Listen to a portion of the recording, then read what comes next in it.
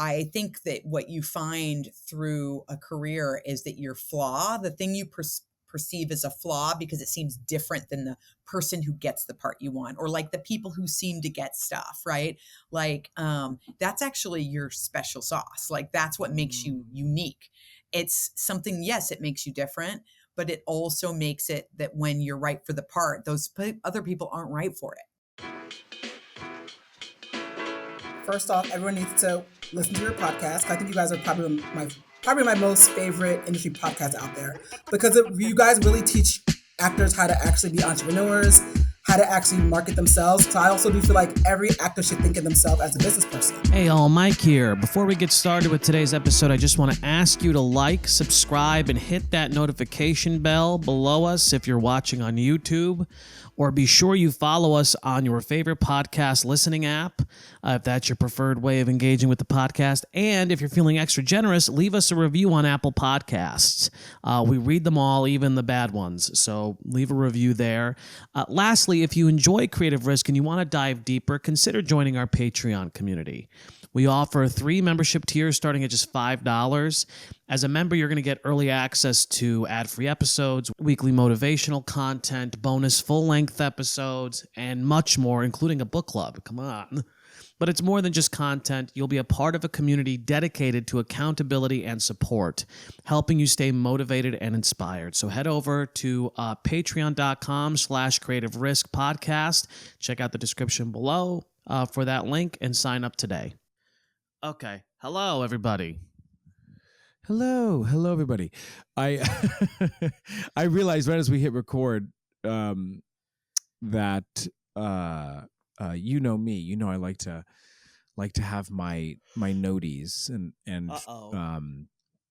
Everything. Joshua's like Joe Biden and Kamala Harris. Everything he says has to be scripted.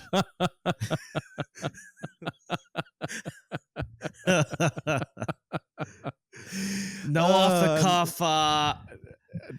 No off the cuff. You know. No, I hear you. Did you watch Joe Biden's I didn't watch speech? the DNC. No. Oh, the Biden speech I did not see. Well, because yesterday really was good. Yeah. Although, do you know what's so funny? First of all, I forget. I won't even say what it was. I'm trying to think of. I can't remember who it was now. But saw someone post like, I'm so mad at CNN. How could they be covering the protests outside the DNC? What? And they're like, I know. They're like, this is crazy. I'm switching over to MSNBC, and they let their Republican pundits. They don't correct them when they lie. And I was like, first of all, what are you talking about? This is just hysterical. Like, it's people who are like, it's not too left leaning enough. It's doing what a news outlet should do, which is reporting the news as is. How dare they? It's just so fucking funny to me. Anyway, what I was going to say is like so Joe Biden didn't talk until midnight. Whoa. Midnight. And afterwards, the pundits were like, "Yeah, this was too long. The DNC, like they did a bad job of programming this." And someone described it as Joe Biden getting the fuzzy end of a lollipop to like have to like give his they put him on the first day at midnight. And so I just but I'm also saying that not because I like love chicken noodle news, but I just think it's funny how they're becoming a little more centrist. And I actually thought that was in the debate. I thought Jake Tapper and Dana Bash did a very good job in the debate of really like not like I think CNN is understanding that if they are going to exist and play a game, and Fox News then could take note. Like let's not like we don't need to. It doesn't need to be just so left or right. Let's find a more middle of the road. I was listening. I got to send you this podcast I was listening to. I'll promote another person's podcast. There's this guy who I wonder how legit he is, but I think he is legit. He was a CIA operative for 20 years, and now he's basically started a consultancy. Like it's like a coaching. It's called Everyday Spy. And this guy is sort of blown up on the internet. Yes. No, hold on. Not right. LOL. I'm keeping all of this.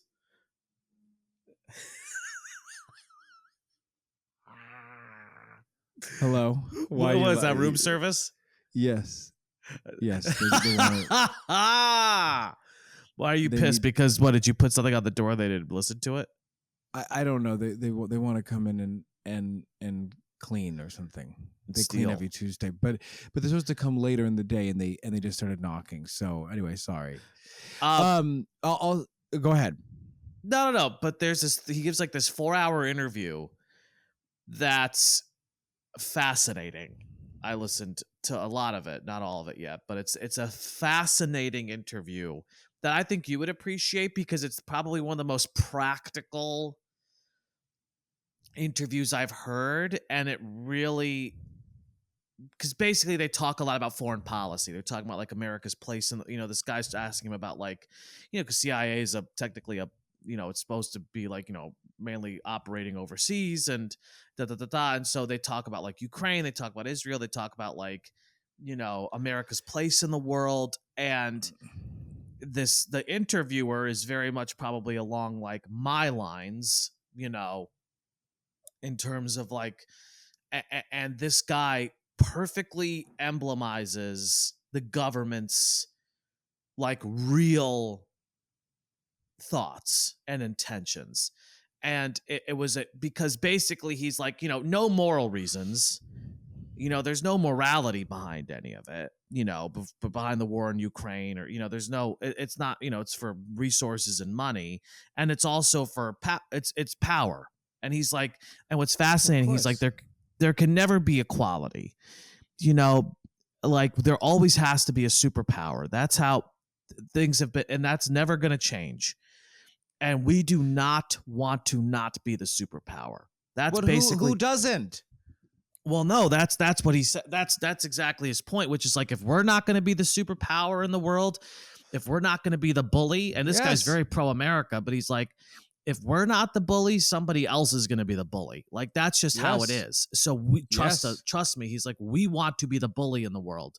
We want to be the person who everybody's relying on. He's like, I wouldn't necessarily even call it the bully. I mean, it's one way to look at it. But it's funny. It's to me. You mean, me. It's not one-sided. If there's a ton of evil shit across the board, but there's lots of good reasons for America to maintain itself as the superpower of the world. I mean, there's a lot of important reasons globally, not just at home, that we as the the most successful democratic country in the world, we maintain that superpower, even if and I think this is what you bring up too, sometimes it comes along with some pretty bad shit as well, that means that we act out. Yeah, well, it's interesting because like the last thing I'll say about it is he has this whole thing where it's like, basically that he's like, we cannot, I mean, it's a vicious cycle, right? Because it's like when you right. Exactly. Everything is about power. I mean, really, at the end, somebody always has to be in power. And what's fascinating is he's like, if you're second in anything, your survival is threatened. He's like, the benefit about being the top of the food chain is that no other species like threatens our survival except us. It's like, and it's very sad. It's very honestly like it's a little spirit hurting because it's like so. It's so practical in a lot of ways, but it's true. I gotta send you this interview. It's very interesting. But anyway. No, please. Let's talk about headshots, which is why the people came. Before we do, today we're doing an episode all on headshots, which is exciting. It's a good episode. Yes, it is. We have a review. Oh, we do. I didn't know this. We have a review. Do you know what I play? Have you listened to what I play underneath the reviews now? WAP. Yes. Okay. I know the first few times it sounded like a mistake, but now I'm used to it. You're like, okay, thank you for that small dig. No, I didn't. Yeah, mean it. exactly. You play microaggression. I thought it was a mistake, but then I realized it was intentional. I thought it was a mistake. Then I thought it was an intentional mistake. Still a mistake, but it's intentional. Great. Okay. The Mike Labadia story. Yes. So here's the review. You want to hear it? Yes. It's titled Live, Laugh, Learn. It's 5 stars. And the review reads, it's from Court Queens, so I think we know who this is. I think it's Courtney Romano. Yay. And the review reads, Joshua. No, it does not. Just Literally. Joshua.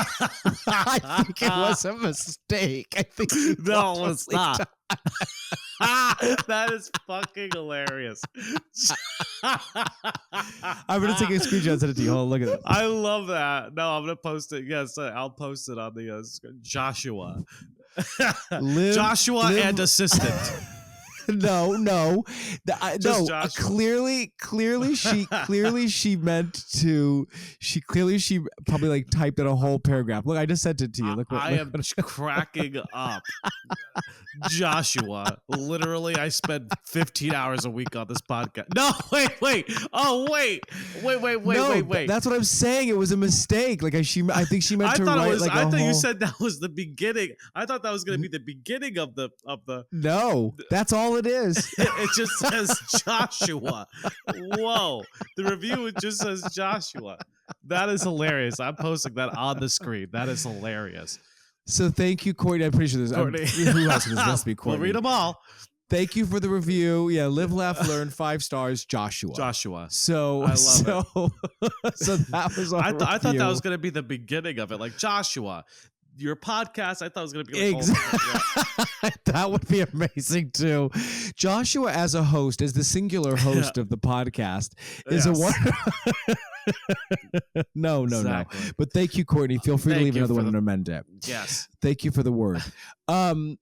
So yes. Okay. So folks, today we're doing the episode is all on what makes a good headshot, which I actually do think is actually a fairly subjective topic. Yes. I do think that everybody has a because I know that I have like my own opinions about it, as someone who has done enough casting that, looking at shots going like, well, what catches my eye? What's the thing I'm looking for?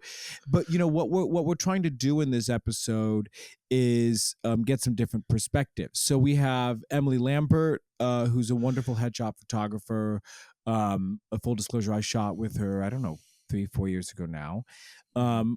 My old agent, Brett Rigby of CGF Talent, and Tiffany Little Canfield of the Telsey company.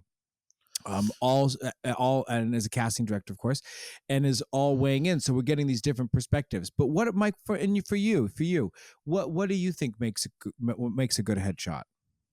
I don't know. I truthfully don't know. As somebody who has, per your point, been on the other end and has received headshots, it's like tens of thousands of fucking, pictures. It's so hard to distinguish people apart. And, there was a, I'm not going to say who it is, but there is, full disclosure. We've already had one of these conversations and that opened up, something interesting for me. But, I think that, I like headshots. There's this, actually, I'll say it, like there's this Yellow Belly. Do you know Yellow Belly? I've known about Yellow Belly for like 5 years. Yeah. And I've always, they were, whoever it is based in London. Now they're here. I've always liked those headshots because they feel like people, which I appreciate. But then where I go back and forth is like, what is the point of the headshot? Because I know I'm rambling here, but it's like, okay, like it's the person, but is that enough? No, I'm not trying to be whatever. It's like just like getting the person. Like, is that necessarily enough to get to actually break through the noise and stand out? You and I have also talked about there are some headshots that I don't like. There's this very specific photographer who I won't say, but who all his headshots are a very specific. Oh yeah, and I love them. Style. There's all. Edited. I want to shoot with him again.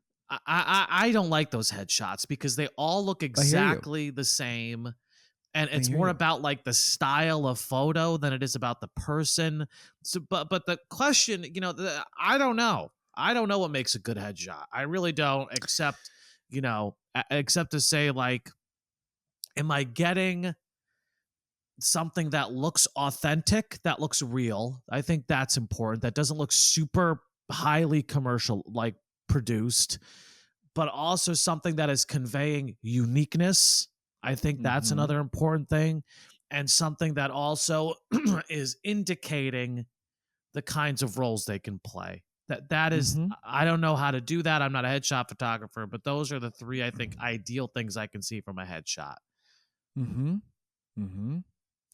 I mean, I will say, this is just my own yes to all those macro thoughts. I'll give you one example of a micro one for me, though. And I actually showed you a photo earlier. I won't say the person, but that photo I showed you, where to me it's a bad photo, is because it's all about the eyes.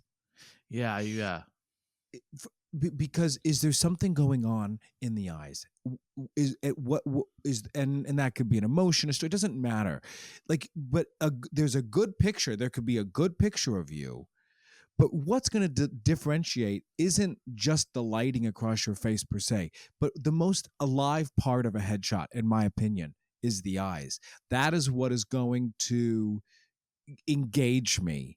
And so a lot of times when I'm picking shots for myself, or if an artist I'm working with is like, hey, will you help me pick headshots? I'll I'll cover, the photo and look, and do my eyes go to the eyes immediately? And that's why when I That's see good. Yeah. shots that are too shadowy to the side, like the one I showed you earlier, I'm like, well, I can't even, I don't have any access. It's the entry point to the soul, the eyes. Well, when it looks So for like, so me, there's just to there's say, this thing where it looks like sometimes, like that picture you sent me, I think is a good mm-hmm, picture, but it's like a modeling picture. And I say that in the sense that it's like, it's giving a vibe, and it's giving right, and it's giving like, oh, a photo shoot of somebody who would like wear like a nice out, like, it's like, but I would expect to see the person in like, designer clothes. And it's like, because, and so much of the time I feel like there's this trend in headshots too, that's like they're either way too commercial and they look like, they're like super produced, and like they look fake, right? Like that's one way. And then the other way is like that it looks like it's a photo shoot for Vogue. And it's like that's and right. it's and it's giving opulence, it's giving those things, it's giving high end, but like, Was it's that a very deep cut RuPaul reference that you just made yeah, there? but I don't think it's a deep cut opulence. I don't know. Anyway, That's kind of a I own everything. Applause. yeah. That's good. I But like but that. let's get with the let's get to our first interview. Do you want to read the bio? Our first guest is the wonderful Emily Lambert. Um the wonderful Emily Lambert, who I shot with a few years ago. She was born in Austin, Texas, and she started working as an actor pretty early on. She actually got her degree as an actor in acting and musical theater in England, actually. Whoa. And started working over in London at first. But then she transitioned to becoming a headshot photographer about 15 years ago in New York City, and then opened a studio in Atlanta and split her time between two locations. And she actually now lives in Los Angeles, which is partially why we wanted to have her on, because she has perspective of all of the major markets. Right. And she also teaches the craft of headshot photography at NYU, the Maggie Flanagan Studio, the Terry Knickerbocker Studio, the Actor Studio, and a bunch more. And she has been listed as one of the top 5 headshot photographers in the tri-state area by Backstage magazine for 5 years in a row. And she's super grateful that she gets to do this job. And you can feel it. You can feel it in her. She's just such a light. So All right, that'll be without our any first further guest. ado, let's get to Emily. Lambert. There was a couple of reasons why we were stoked about the idea of having you on. I had such a great time working with you. Thank you. and loved my shots. And but also kind of like what we were also just saying, you know, you really are active in so many different Yeah, trying to markets. be. Um um I'm already just rolling right in I love this. inadvertently, Yeah, but can you actually talk briefly about that? Like what made you sort of decide, okay, I'm going to go play in Atlanta, I want to play in LA, New York, da da da. And are there any differences between them? Like, do you sense differences between those markets when Yeah, you're that shooting? absolutely. So I had the itch to try out. I mean, I've been working as a headshot photographer in New York uh, since 2009. So it's been 15 years, and I am originally from Texas. So I had the itch to try to get into, like, see what that Atlanta market was going to be like, because I knew Mm, everybody keeps saying the Southeast, particularly Atlanta, is the next LA.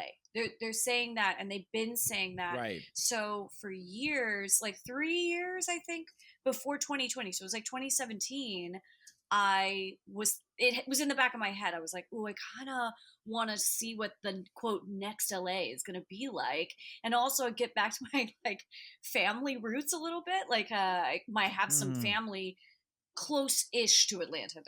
They're not in Atlanta, but like I could probably drive a few hours and see them. So 2020, when the pandemic happened, I had this, lull of time where New York was completely shut down, and I realized Atlanta was still kicking off, for better or worse. Like they were still going.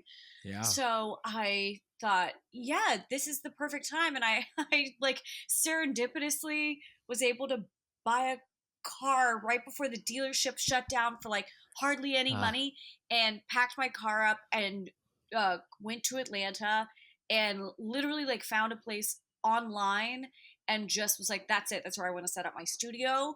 And and in a separate room, wow. set up my actual like living space, work from home, and just do this thing. And I feel so blessed and lucky and fortunate that I got there, and like things kicked off almost immediately. It seemed like the market was like, yes, please, we take ourselves seriously, and we're happy to see someone else who is in this field, in the acting field, who's knows how to photograph, and provide people what they need, taking us seriously. They wanted to, they were like, I'm saying they, meaning like most every actor I met there over the course of 3 years was like, thank God we're finally starting to have New Yorkers notice us, LA people notice us. We're expanding, because the actors that are there are really talented, and they take this craft really seriously, and they just want the rest of the bigger markets like New York and LA to start noticing that. And I gotta say that, Sure. like, while I was working there, uh, it like, as far as aesthetics go and the differences in aesthetics of the shots, I I was a little jarred at first, because I have to say, like, the first few clients I had came in under the guise of their reps saying, we need to get looks, or outfits in these shots, and vibes that emulate us as under fives, or as like smaller Mm. roles that would appear in the, like, a day player in these shows, or whatever you, I don't know, but No, yeah, no, um no, yeah. and like the first couple of clients I had under the guise of their reps brought in like nurses outfits, or like police uniforms, doctor white lab coats. And it took a while. I feel like I was trying not to invade in people's relationship with their reps too much, but I was like, let's aim for the stars. Let's go bigger. Let's go for recurring. Let's Yes. go for lead parts here. So, in order to do that aesthetically, let's not pigeonhole you into like insubordinate, or like a non-substantial character that's just going to have a couple lines and they're out. Let's try to like Yes. hone in on getting you to look like an A-lister. So then I feel really lucky. Fortunately, people listened and were like, okay, yeah, Yes. you're right. Like, yeah. So what does that mean outfit wise? And I was like, let's just not be so in a costume. Let's start wearing things that are genuinely you, how you reflect yourself in Yes. society. Are you casual? Are you cool? Are you dressy? Are you sleek? Like, what does that mean for you? Let's try to get your authentic essence in these pictures rather than just character driven. So at first I noticed that when I was there, market wise, I thought, this might be a situation where there's a lot of navigating to do, and am I even in the right place? But after being there for about a year, started to notice in comparison to my New York actors, which again, I was going back and forth like twice a month to New York and then LA. And then Atlanta to each studio.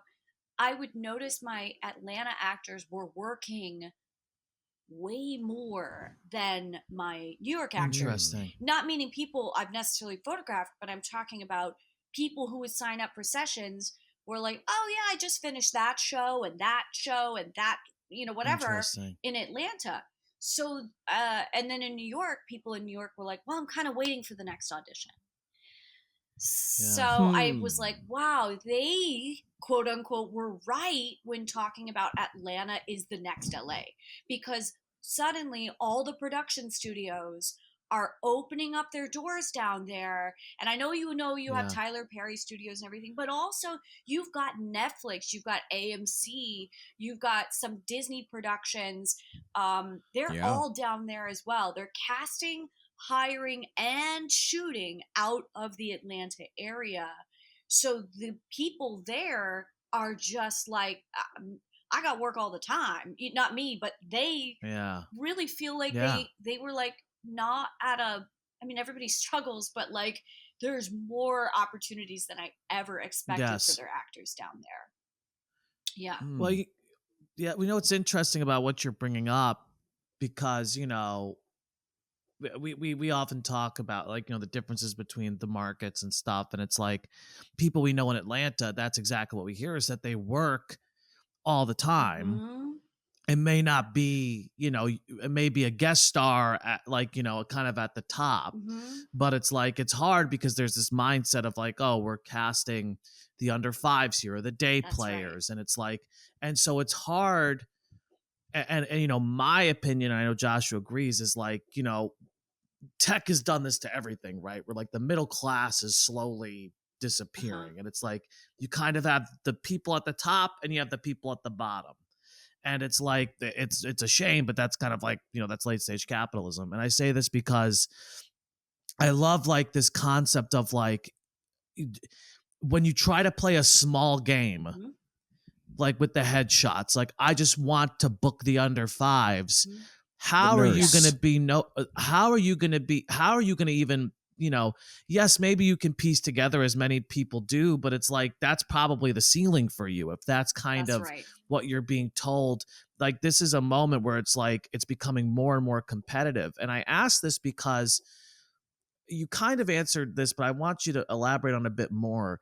What's really hard with headshots, in my opinion, is there's so much emphasis on type and what's casting everywhere when it comes to headshots, right? Because who's asking you to get them? Agents who are just seeing breakdowns and they're just doing this all day, right? They're just pressing a button over and That's over. right. And, so there's like this pressure to fit into a specific mold. I want to be the most Succession out of anybody. I want to be the most, euphoria out of anybody. And there's this kind of pressure to be fit into these boxes. And as opposed to showcasing individuality. And in my opinion, this leads to a lot of headshots being indistinguishable from each, Absolutely. it's hard because you're seeing just like, it feels like 300 of the same person. Absolutely. How does one, is it important to showcase your individuality, number one? And number two, like how you've suggested a couple ways, but I'm curious if you can elaborate further. How does one stay marketable, but also convey, the only thing they really have at the end of the day, which is what makes them unique in their light? Yeah. You know what I I mean? mean that right. That you just asked it. Like that is probably the question I get asked the most from people preparing for their session is, what do I do? How do I quote, like I used to, people used to ask all the time, how do I show them everything that I can be, that I can do, but only in one photo? And does that mean Right. I go so blank with who I am and what I'm doing that I can encompass everything? Or does that mean I become so specific that they really, if they have to look at my headshot for less than 3 seconds, they just know who the hell I am? And it's a great question because it plagues everyone. And the short answer is there is no way to encompass everything that you are in one photo. I mean, a photo is just, it's a photo, but there are Right.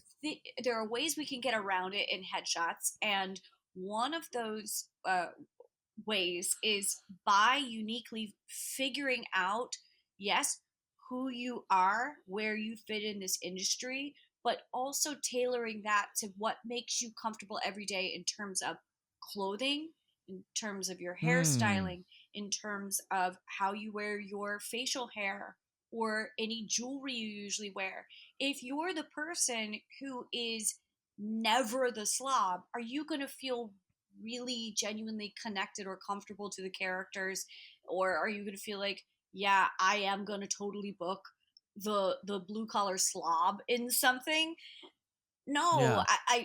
you have to kind of ask yourself, like, um it doesn't mean that you can't play it. It doesn't mean you're not a great actor, that you couldn't play that character. But think about it like this: is each person that I think we all can know from Hollywood, you're gonna kind of get a sense of who they are from all of their projects. So, for example, just because I think this captures a wide net of characters. I want to talk about Kristen Stewart. I know she's like, Yeah. um, but Kristen Stewart is like, if you think about her essence, she is tomboy, she's gritty, she's mysterious, she is a little sassy, and like a little emo or gothic, right? But all Yes. of those things Yeah. doesn't mean we haven't seen her as the role of Snow White. All of Right. those things doesn't mean we haven't seen her play like a sad vampire girl. And or I Yeah. recently saw her like as like a badass musician in something. So she can be everything from the fairy princess to the vampire to the cool musician. So what we would want to try to do in a headshot situation is find those layers of her. How can we show that in every wardrobe we decide to do, and this is why it's great to do more than one piece of wardrobe, which we call quote Right. looks, do several different looks that encompass each side of you, that encompass the ethereal side of you, but still showcase Right. that you're a bit emo, and Right. Right. still maybe a look that encompasses the rock star cool side of you, but that you're still mysterious and not very uh, primmed and propered, like. What? Yeah. So No, sorry. go Yeah. ahead. Go ahead. Yeah. Well, no, what I was gonna say, what's interesting about what you're talking about, which I'm like never thought about this way before too, and I think this is, it's first off, it's like, okay, like go ahead and play with different looks, Hmm. but sort of what's the common thread? Yeah. If you're like completely transforming in every single look, it's like, uh, that's just like it's like looks like two completely different Are you people. tapping into the essence of you? Are you exactly? Are you being Right. authentic? Exactly. And it makes me think about like what are we taught when we're getting headshots? We're taught like, oh, like let me go and put on like 40 layers of makeup and get a haircut and get a blowout, and then let me like go buy a whole new, like all new clothes. And it's Yeah. like, what's interesting is if I am somebody who could be on Succession, but I'm not somebody who has like the crispest, cleanest suits, Right. but I do wear like what's in my closet that is conveyant of succession for me. Right.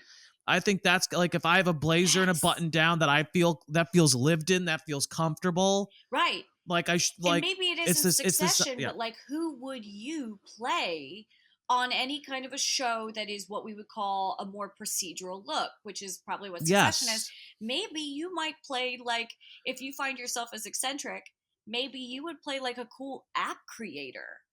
Like instead of, Yes. Sure. well, it's having caviar for dinner. Finance right, bro. right. So you have to figure Yes. out, who am I at my core? And I was actually just thinking about this past week being here in New I York, like that. because we have, obviously, like New York has a lot of musical theater actors, and there is an aesthetic for especially women in musical theater. You like the shows that kind of come to mind are like, you're either like, Regina George in Mean Girls, or you're like, what's her name in like Les Mis, or like the Fontaine or Hadestown or you're something like that dark too. and Yeah, mean yeah, and yeah. whatever. So Right. So I have a lot of people this week who I'm like thinking about their looks as they're coming in, achieving musical theater. And I just kind of was thinking to myself, because it's been a long time since I was an actor, if ever I was to go in and do headshots for myself, and I love musical theater, like how would I present myself? And I was thinking about it. I'm not the girl that would wear pink. So if I'm not going to wear pink in real life, Right. why would I dress in pink for playing a role in Mean Girls or Legally Blonde? I would probably wear something that's just more me, but allows the casting office to see the general punchline of the types of shows I'm trying to go out for. I love that. So if that makes sense, like what we did instead this week was look at, in terms of wardrobe, are you auditioning for a casual show or an upscale show? So if it's a casual style show, like Waitress or Dear Evan Hansen, where people are wearing more suburban casual clothing, let's put you in more suburban casual clothing.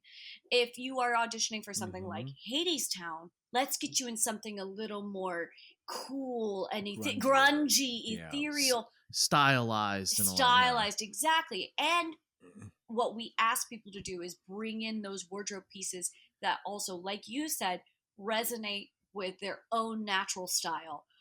What do you like when you go in a store? What would you actually feel comfortable having on your body? Because at the end of the day, if you're wearing something you're not comfortable in because you bought it for headshots, it's not going to feel good on you when you're in front of the camera.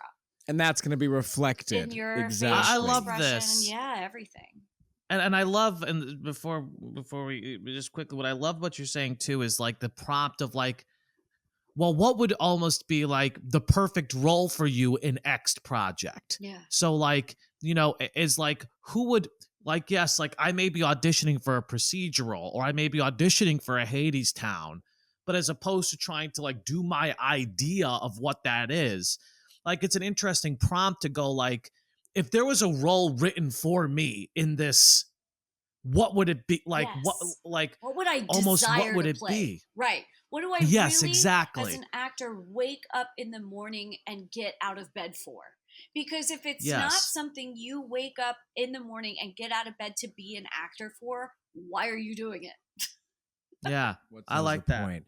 Well, I just want to say something about that. I Mike, I can't remember if I told you this about Emily, and I can't remember if I told you this directly, Emily, but our session together was honestly the most creative headshot session I've ever had.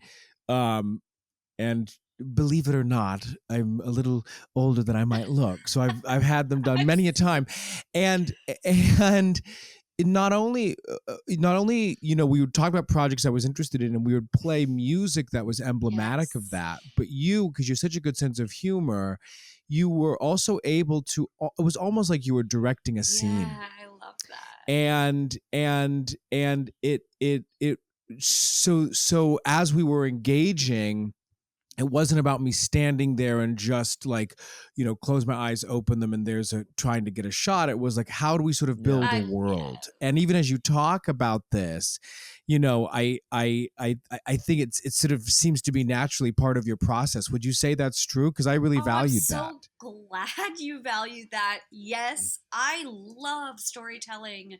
I love visualizing moments.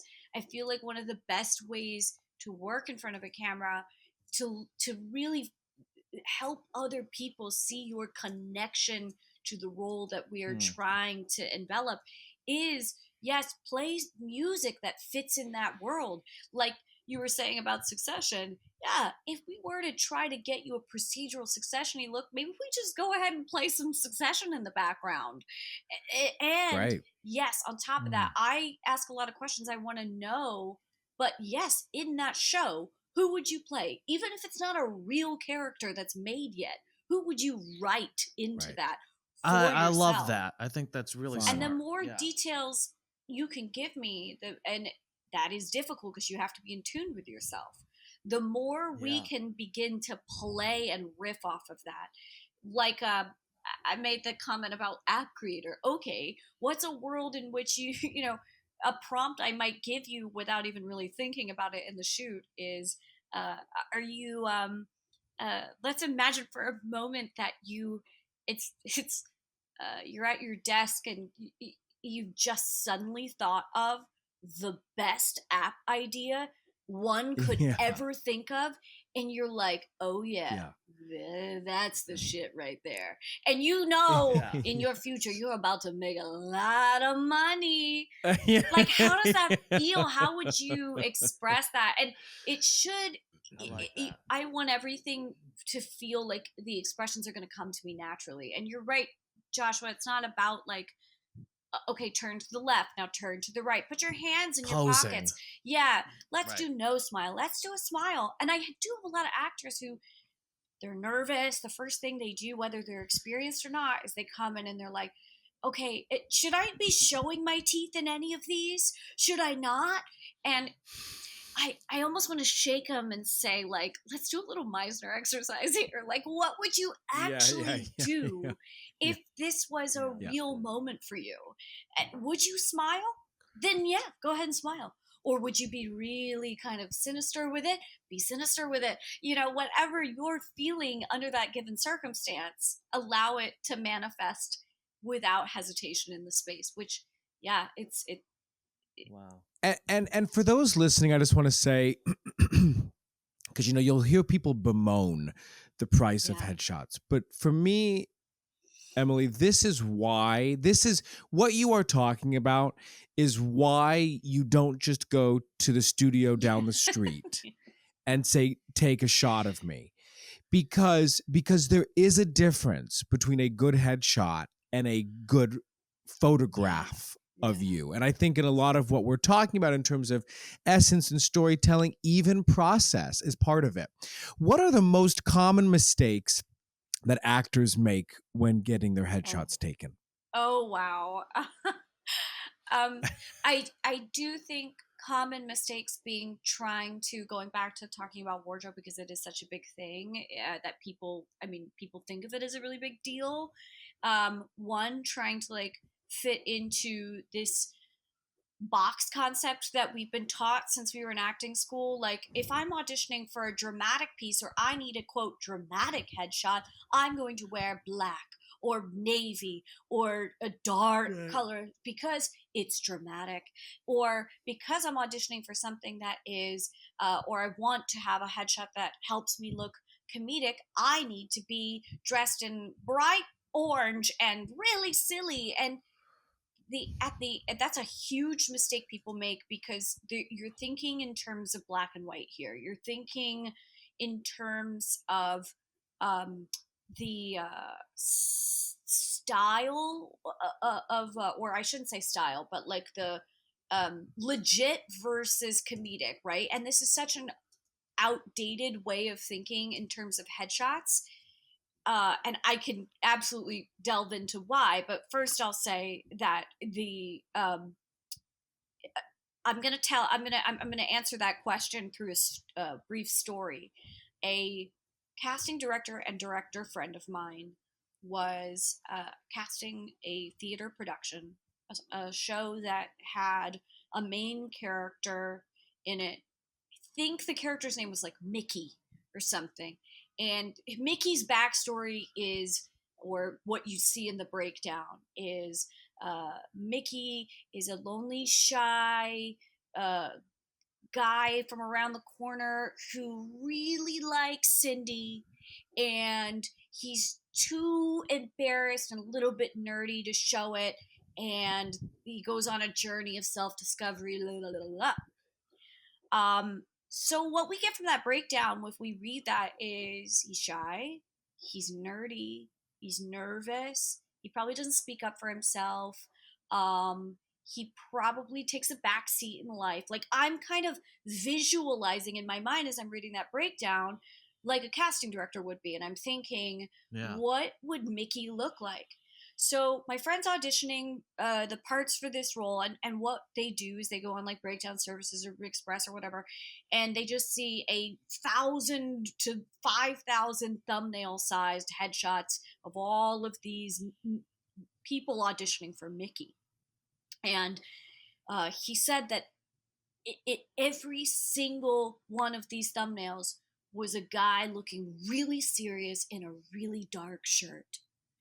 And so he's going through and he's like, oh God, I'm so bored with this. And like, no. And then suddenly this headshot pops up. And it's, again, it's a little thumbnail sized photo on his computer.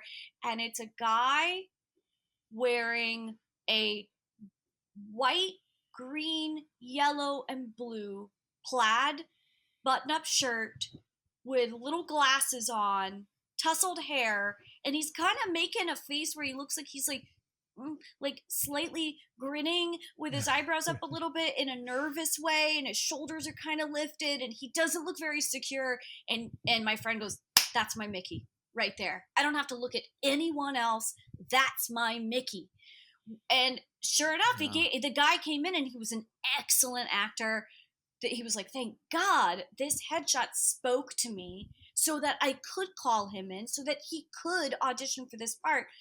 And how many other guys did he pass up for this role that could have been also great for it, but he didn't stop because he didn't see the character and the flaws of this person and their uniqueness and in that little thumbnail. And that is part of why sometimes not dressing for the genre, but dressing for who you are and who you encompass as an individual is so important, because it allows people who have never seen you before, who don't know you, to get a glimpse into your own personality. And ultimately, isn't that what makes an actor's performance exciting and different than everyone else? Their point of is view. If you can be a genuine slice of yourself, as we're all different people.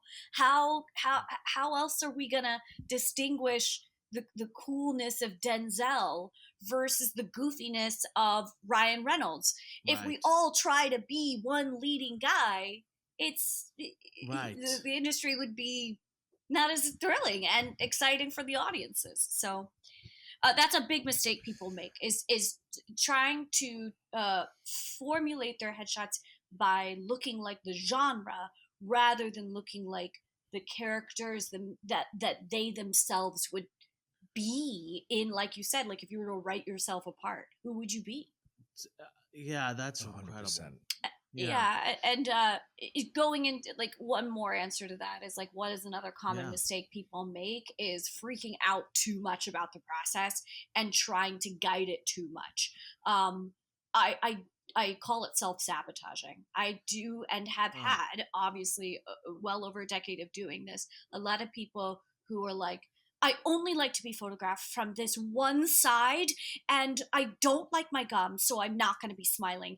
And I hate the length of my nose, so if you could just make sure I tilt my chin up just a little bit.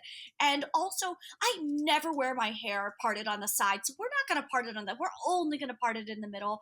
And also, my right shoulder has like and and then you're just like, am I just a hired click hand? Like, are we collaborating artists here? So Right. people who come in who are trust the process, but also have a good sense of themselves and can communicate that are the best people to work with. I love Emily, I almost I almost feel like there should be like a 3-parter episode, because we could go so much further in with this whole, but part of, and you'll be kicking off the episode. But this has been so helpful already, and just sort of getting this taking away unique a lot. perspective, because Yeah. also I just want to say again, you are, it's so simple, but you are an artist. I know you don't act, I think, as at all potentially anymore, but maybe a little Show bit. this past couple years, but Okay, but no, okay. it's been a while. But you get it. Like, you're in the world, and I think that's what makes you such a great photographer. And I think it's why I so value this insight. Thank you Oh my so God, much thank for you. sharing that. It's been super helpful. And I'm stoked for people to hear it. Okay, friends. Our next guest is going to be talent agent Brett Rigby of CGF Talent. And they were my reps. Brett was my agent for many years.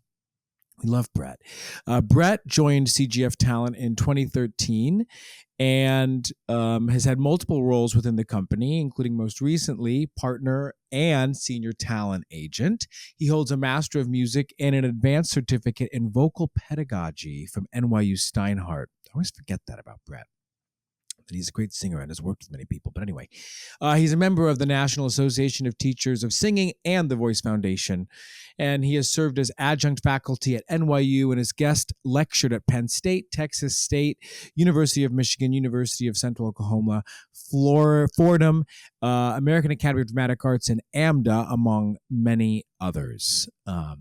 Ladies and gentlemen, Brett Rigby. I'm stoked to have this conversation with you in particular, though, Brett, because CGF, does cross over into, and I would argue, maybe I'm wrong, but from when we were working together to even now, it feels like there's even more of for CGF in particular, dipping its fingers into all elements of the industry, which could have happened organically and intentionally or not. And I was thrilled to have you on. And I guess we'll start with this question of what makes a good headshot.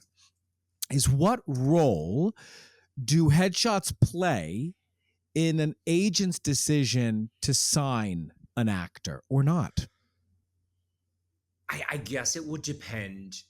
I mean, does it play a role? It does, because that's the first thing that someone sees about you. So short of me knowing who you are, Right. if I don't know you, it plays a significant role, because that's what represents you in the room prior to you physically standing in the room.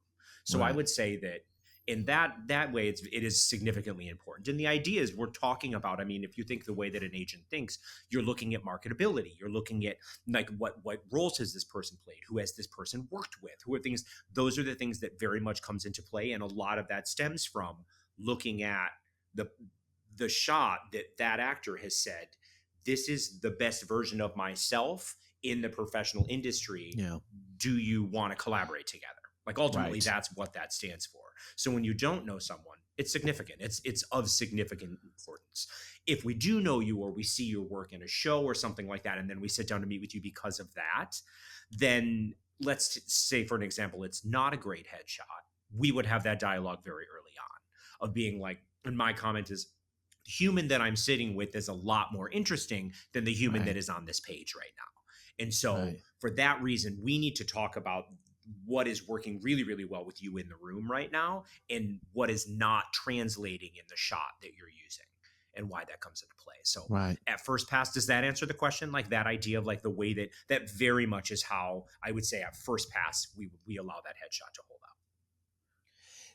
Do people have a hard time with that conversation when you have to have it? I'm just curious. Sometimes. Yeah. And like ultimately it stems down. It's an important conversation to have because so much about representing someone is to agree on where that actor sees themselves in the industry. And I think the Right. headshot is a pretty cut and dry example of that. Like there's a style of headshot. Are you wanting to be seen as a young leading man in the industry? Does that headshot reflect that? Does the roles that you play reflect Right. that? Does all that line up in a way that someone in the industry looks at this and being like, absolutely, I'm looking, this is exactly what I'm seeing right here. This all makes sense to me and kind of lines up. Or are you a kind of person that's like, I want to be considered this way, and your headshot does not do that. I want to be considered as the I'm just going to use general terms, as a quirky best friend. And what you're looking at is a very like stoic, dark shot. You're like, these don't translate to one Right. another. And it doesn't need to be super prescriptive like that, but I'm saying that you need examples of shots that your representation is able to use to push you for jobs that you're competitive in. And if the headshot does not accomplish that, then you're kind of sunk before you start. Interesting. Well, sorry to say, like, I just think it's like what's interesting. What you're talking about is there's work that needs to be done, like beforehand, especially if you don't know the person. It's like, does this person know who they are? Does this person, do they know how to present themselves confidently and in a way that makes sense too? And that's important, I think, for anybody probably in this Right. business. And the headshot is a good representation of that. And, Right. It's interesting because to kind of, I'm curious because as we're constantly changing, the monoculture's dead. What defines what a best friend or a leading man is? What defines all of the, there's all of these. So it is an interesting question to how do you like balance like this idea of, oh, this may not be a typical leading man per se, but at the same time, partially like what I think like we're all trying to do, but especially like agents, is like see ahead, see into the future of how these things might be changing, where trends might be going. How do you balance that, between like seeing something, this person sees themselves this way, the headshot may not quite convey that, but you kind of get what I know I'm kind of being vague, but do you kind of know what I'm asking? Like, how do you sort of stay on top of like these changing trends? Sure. I actually want to appreciate I appreciate the way that you phrase the question, because I think what is happening is it's important. Type is a very, very gross. We are generalizing human beings, and that's awful. And so you did a very nice job of weaving your way through that in order of being like, that humans are humans, right? And no one is. And I just want to acknowledge that. As we are doing this, and something that I think is important, the industry may see things a certain way. That does not necessarily have to be the law. What I think is important is that the person that the representation that you want to work with is in agreement with you in the way that you see yourself, and your materials and your headshot reflect that. So if you are like, listen, this is how I am choosing to be seen, what I want to be put forward.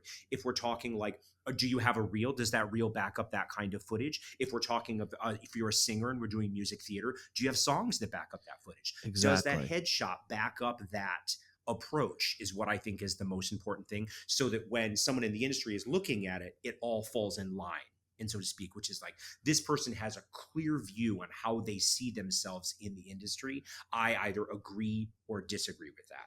At the end of the day, confidence is key. And if you feel comfortable in your own skin, putting that foot forward, and all of your materials, headshot especially, line up with that, great. You will find someone who will champion you in that field, in that direction, and that's the right way to do it. You're giving me more credit than it's due. So you're actually being more generous than me. I'm just saying from like a business perspective, too. It's like, how do you stay on top of them? So you're actually much more humanizing than me, but well, so that's great. You know who I'm thinking about too, Mike? I don't know if you know this person, but Brett and I both do, and they won't mind me saying them. You know, I'm obsessed with Nick Drake, and Nick Drake Right. is with CGF and a great artist. Is I think just Joy and Juliet on Broadway, but I think they're going to be the standby for May on the road, if I remember That's correctly. right. They are doing a quick stint in Yep. rehearsals in the Broadway company before they play the road. Why not Yeah. drop into a little Right. Broadway before hitting the road? Nothing And wrong. they've been in Back to the Future for a minute now too, Mike. But the reason I'm bringing them up is because they're so wholly unique. I think in a lot of ways, Nick probably represents the future, you know, so multi-talented, so confident. That was what made me think about it, Brett. And maybe we'll show, I don't even know what Nick's headshots are, but Nick is such a versatile actor that and I don't know if this is true for you, Brett, but you know, it's hard to say, oh, they do this one thing. Right.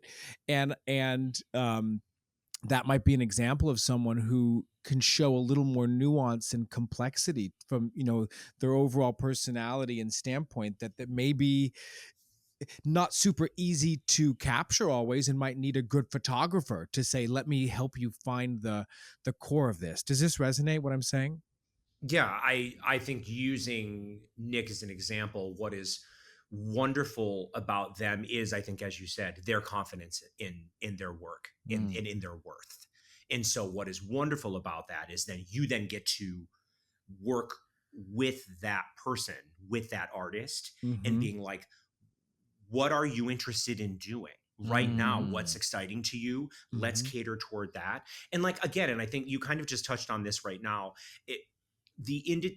there are things that an actor does that they're very, very good at. Often that could be why they get representation, or why they get their first major job, or why they get any job. I think it's important for representation, in particularly as far as like actor managers and agents, to be open to the fact that that is not the only thing that they do. That is one of many things that they do. It just happens to be the thing that you became very excited about them. And then it's your job as the representative for that actor to continue to make sure that that scope widens as they continue to advance and move on in their career. And listen, that is a lot easier said than done. And sometimes it is a lot of work in the process of doing that. And sometimes that means you're saying, after accomplishing something, you're saying no to other similar opportunities if that actor wants to do something else. Yes. And so the industry would be like, oh, that's right. You're amazing at this one thing that you do. Let's send you 55 opportunities that are basically, you know, different versions of that one thing. And the actor is like, but I've accomplished that. I'm interested in this over here, or I want to be a part of this. Or like, we have an actor, the amount of series regulars actors who we have who just want to do a play. And you're like, you want to tell a cumulative story. And I understand that. And so, but it's about realizing that there are then opportunities in the TV film world that will lock you out from some of these other, if you really want to tell a play, what are those opportunities that work in your schedule if you're still shooting a series, or that are not going to block you out for another 7 years if you book it, and then you won't be able to do something that you want. What's interesting, one thing that you're talking about, you know, in the language I would use in terms of like what the actor's responsibility is like, we have to train people to an extent, because not much, you know, we can't take for granted that people are just going to see the thing or just get it or read our minds. It's like, per your point about like, oh, well, I see myself as this. Well, not only is like, you know, where are the shots that are conveying that in some way, but where's the footage? Where's the, where's the things where I can see that and not just take your word for it. Right. And it's like, and, you know, and what you're continuing to talk about is too, is like your job as a representative. It's like, you know, which I think is related to headshots, but also just the larger picture is how are we training people in a way or not, you know, and with confidence and with how we're positioning ourselves to go, oh, that's what this person does, and not just sort of take a back seat and be like, hey, you know, I don't know, please pick for me. You know what I mean? It's just something I wanted to lift up that I think you're talking about. Yeah. Well, and this so much, Mike, is like to bring it right back to the headshot element of it all. When you go into that room and you have a clear idea of the kind of shot you want to take and what you're trying to put forward, and most importantly, are comfortable in the space you are in, that's what's key. Because Yeah. that comes across. You working with a headshot photographer, and like, listen, our office has several that we love because we see the way that they take pictures of our clients. And if Yeah. some of our clients are in search of who those people, being like, listen, I need a new headshot, getting to know them a little bit in kind of the way that we can direct them towards several options that Yes. might be a possibility. We also then encourage them being like, listen, talk to your friends. Do you like your friend shots? Who do you know out there that is either has a deal if they're very expensive or something like that, Yeah. that you can allow this to be something? I think it's important to do it every few years. I really do. I think that people change the more Yes. that they do that. And this kind of goes to the larger picture, which is the other side of like continuing to stay at the forefront and be proactive in your control in the way the industry sees you. Your headshot is one of the first elements to that. Awesome. You know, that's what I've always had that sense too, Brett, that one, obviously we do literally change. So, you know, it's good to have updated shots, but I also, and maybe you disagree with this, but I would also argue that getting new shots every couple of years, which was something we wanted to ask you, you know, how often you thought that people should update them. But I think it tells a story too, to like people who might see you on the regular. Oh, this person is an active member of this industry who is continuing to invest in and grow and shift. But just to underline the point, would you say that it's good probably every 2 or 3 years for someone to consider getting new headshots from an agent's perspective? I do. I think it's always how you will breathe so differently in that time. I also find that when we're working with an actor who's very, very new, Yeah. the first year, that is a different human at the end of that first. Like, no, like imagine like let's just use all of us. The Brett that arrived in New York City to the Brett that then was walking to the subway a year, were not the same human being. And Yes. I definitely didn't take pictures the same. Yeah. And so just like, I just think there's a knowingness to you. And like, I don't want to say that you're hardened or you're not, I don't think it's that. I think it's a question of like, you are more aware of the world that you are in, and you are now fully functioning in an industry, even if you're just auditioning and doing a day job, but you understand kind of what the nature is, as opposed to this bright-eyed sense of like wonder of this amazing thing that's not achievable when it absolutely is.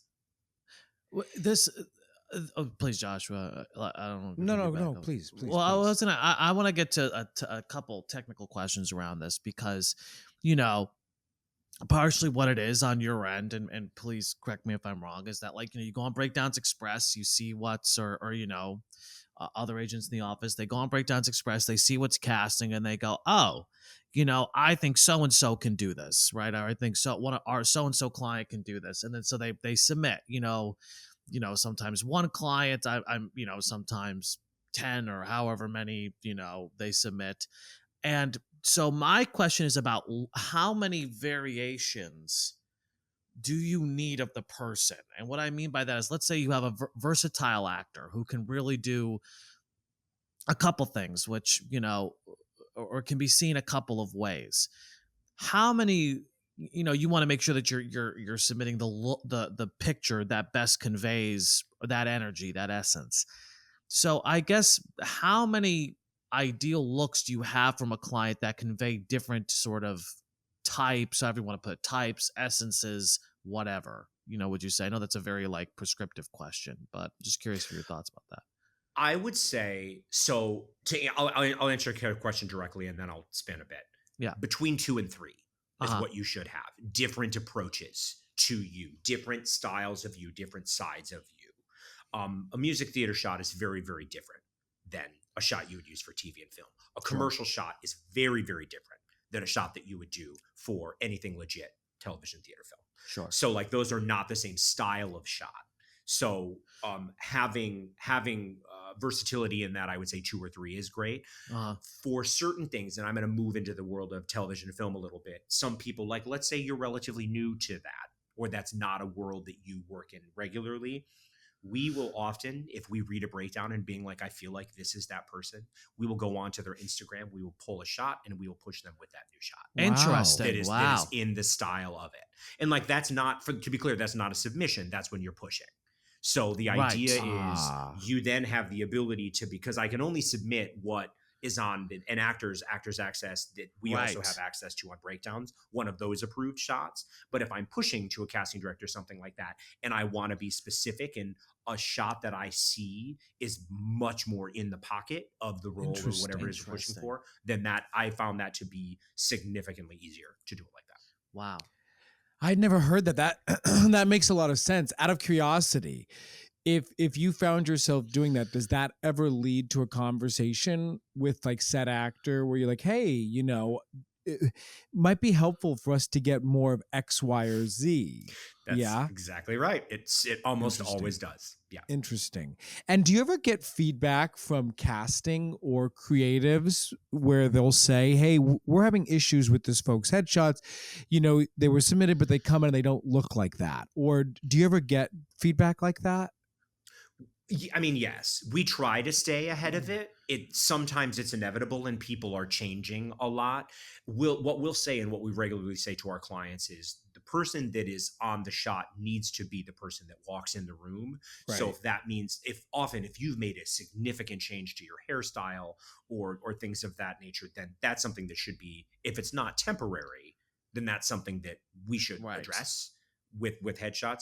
If you're just more tan or that, I think that there's a margin of error that is acceptable. Sure. But if you look different than the human that is on the headshot, we should make you look like the person who walks in the room. Because imagine I picked, like, if it's a casting agent, I picked up this person because of A, B, and C, or this was the look of the style, and then they came in and they don't translate to who the person on the page.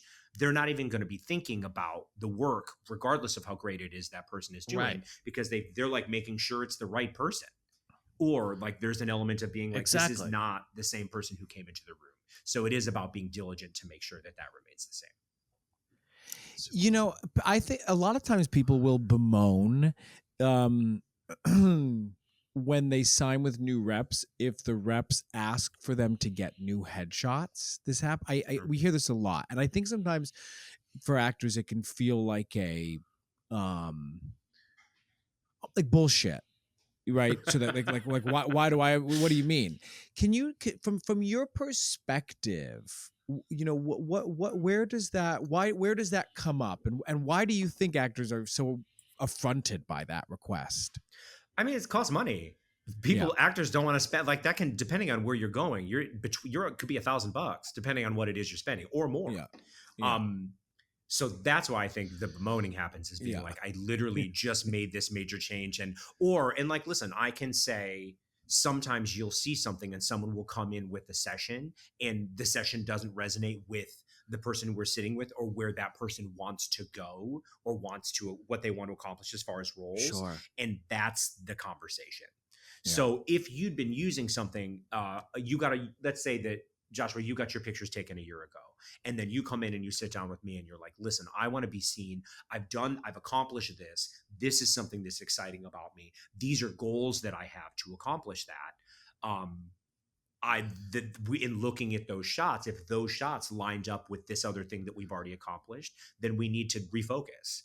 I mean, Right. It's not something that needs to happen right away. And I can also tell you there's a lot of options that are affordable, but it is one of the things is like, you want to make sure that it matches the way that you're approaching the industry, the way that you'd like to be seen in the industry. You want that headshot to match that. And like, we always revert back to that approach. For a while, we can do what I've said, which is use things. I mean, the good news is with iPhones and things of that nature, those cameras are sometimes of the same caliber Crazy. of like the shots that you're getting. I mean, it's nuts. So the things that you can pull off and the amount of people who do shoots just while they're on vacation, you can find higher quality things to work, but that adds 2 to 3 steps in the pushing process, as opposed to being able to pull from, a group of shots we've got access to. 100%. That's great. Just 2 more quick questions. Well, this one's a little bit heady but I think you'll understand. It's there's a lot of emphasis, especially in the beginning, right? We're actually talking with Emily about this, where she was in, and I think it's a good example. She was in Atlanta, and there were so many like the agents were like, "Oh, we want these people to be booking co-stars, under fives, whatever." So they literally have to look like they were literally coming dressed as a cop, or they were literally coming dressed as a nurse. This is in Atlanta, and it's like. And Emily would tell these people like, well, okay, but that's not where you want to stay. Like think of yourself like as a star. Like how would you be seen? Like like we want to get especially now with social media and I'm gonna repeat myself, but it's like tech. Just like everything has made, there's like the haves and the have-nots in this world. There's like the stars, and then there's the masses, right? It's like that's just how it is. Us. It's like there's just this happening, and it's like I feel like in business in general, and you have to be or in this business, like you have to be playing a bigger game of ball, because it's becoming less sustainable to just be a working actor, like and it's unfortunate, but it's kind of the way it is. It's kind of where it's all going. And I say this because with these headshots, there's such pressure to be like, oh, especially in the beginning, the type, I want to see this type, they have to get this kind of person, or like let's have and so how does though an actor's personality and getting that across and their unique light play into this while lining up with like finding the quote more traditional marketable elements of these are the types of specific roles they play. And by the way, if you disagree with anything I'm saying, that's also please say, but hopefully that's a question. No, to answer one thing, I think it is a large mistake to show up dressed as a character. You're an actor. Yeah. It's not acting, it's doing, and that's not the same thing. Right. So like people can I believe in the casting process enough that if they're looking for a certain style of person and the way that person delivers the co-star lines, that's what's required. It's an energy more than it is like, I mean, I'm not telling you coming in for a blue collar guy and wearing a 3-piece suit makes sense, but I am saying that like there's an element of they understand that this isn't real. So to come in dressed as a cop or a nurse or things like that, sure. I think ends up, I would argue, and like, listen, I cannot speak to the Atlanta industry insofar as co-stars go, but I can say that that's not something that we advise our clients to do ever. Come in as you, and then use the material that you have to be able to incorporate what you want to incorporate. From there, in the idea of try again. Sorry, give me a version. Yes, I'll give you a concise version. How do you advise people to balance presenting sort of like this marketable type versus like putting forth an engaging persona and an engaging personality, that will allow them through their headshots, that'll actually help them break through the noise and not just sort of play the small potatoes game of like, I play these types of roles and that's it, The good news is great. The good news is, I agree with you insofar as that I don't play like you're a co-star. That's not what you want to do. Like if the goal is for more, we understand that you need to accomplish, like you need to experience being on set and doing that. But to the headshot itself and the importance and the significance of that, I will only speak from my personal taste. I find neutrality to be the most effective thing. You can have several shots that are stylized differently that don't come and aren't fully into like one crazy place of like office person or construction worker that give an energy of that. By that, I mean, like if we're a construction worker, is there a shot if you're a gentleman where you're a little less clean shaven and you're wearing a shirt similar to something like this, where it gives the idea of what that is? And then if you need to be a finance bro, is there one where you're wearing a crisper white collared shirt? Accomplished. Those like, it's the idea is like, I also think that works for many things because that same white collared shirt could also be, it could be any kind of like a white collar person, up and coming politician. This same shirt could be a hardworking dad or something like that. I mean, the idea is you're living in the neutrality of the shot that allows it to accomplish multiple things as opposed to being super specific. for one Interesting. thing very, very clearly. So even when we're pulling shots from, like, going back to that example, that people don't take shots on their Instagram thinking that they're going to be submitted for a construction worker or for like a hardworking Right. dad. Yeah. So you just basically take the energy of what that shot is, of what that person is doing, and then use it like that. I think the exact same thing can be said for the headshot element of it.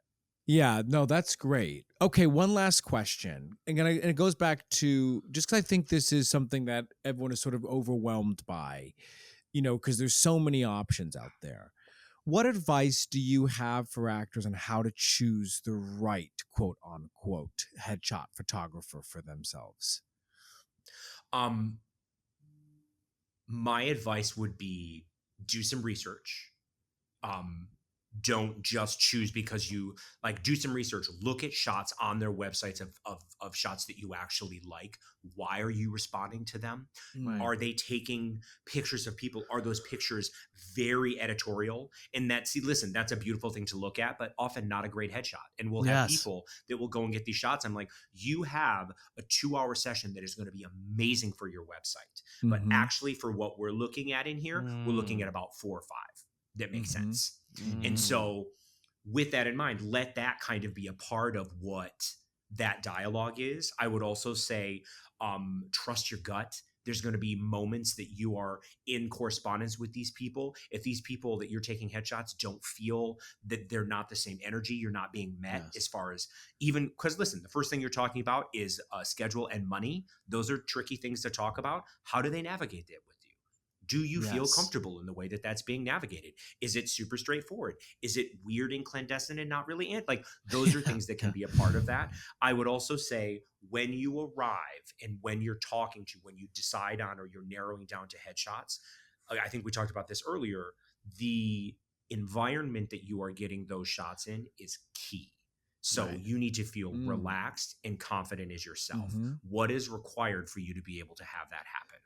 So is it just having music playing? Is it being in a space? Is it having a friend who is there off who's able to chat? Is that something that can be arranged? Like whatever is allowing you to feel the most confident and comfortable, I think is ultimately what's going to be what makes it a most successful shot. All of that goes back to trusting your gut and doing the research and who you're choosing and I why. love that.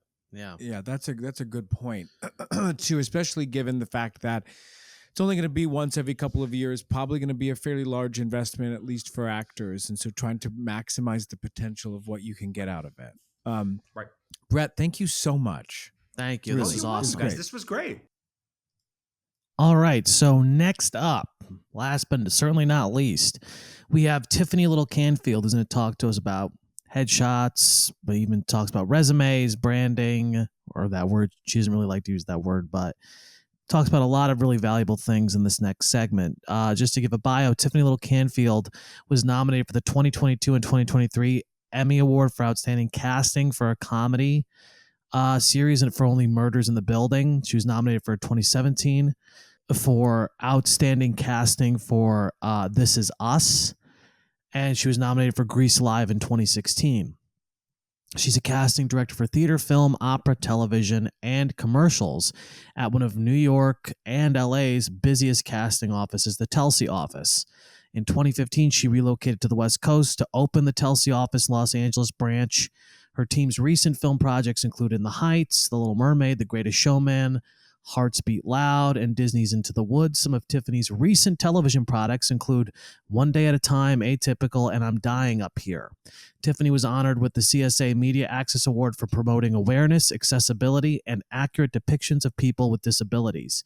She and Bernie Telsey also won the Robert Altman Spirit Award for their work on the film Margin Call. She's an opera lover as well. She cast Baz Luhrmann's production of Puccini's La Boheme, the Broadway and the Los Angeles companies, and Anna Nicole at the opera at BAM. So without further ado, here's Tiffany. But like I don't give a shit about a headshot. I didn't really read closely. I think that's what it's about. I love it. No, Let's that's talk. good. But You can that's say good. I don't give a I am shit. like, that's not a tool I use. I'm never casting a headshot. Yes. I never am like, this person was great, but look at this headshot. Ugh, I just don't do that. Are some people like I that? just don't get competitive. Do some people you feel like No, upset? no. I'm just saying it's not a tool for me. Yeah. All I want it to do is look like you. Because if you come in and you look like, you might have a really successful headshot and you get brought in and they're like,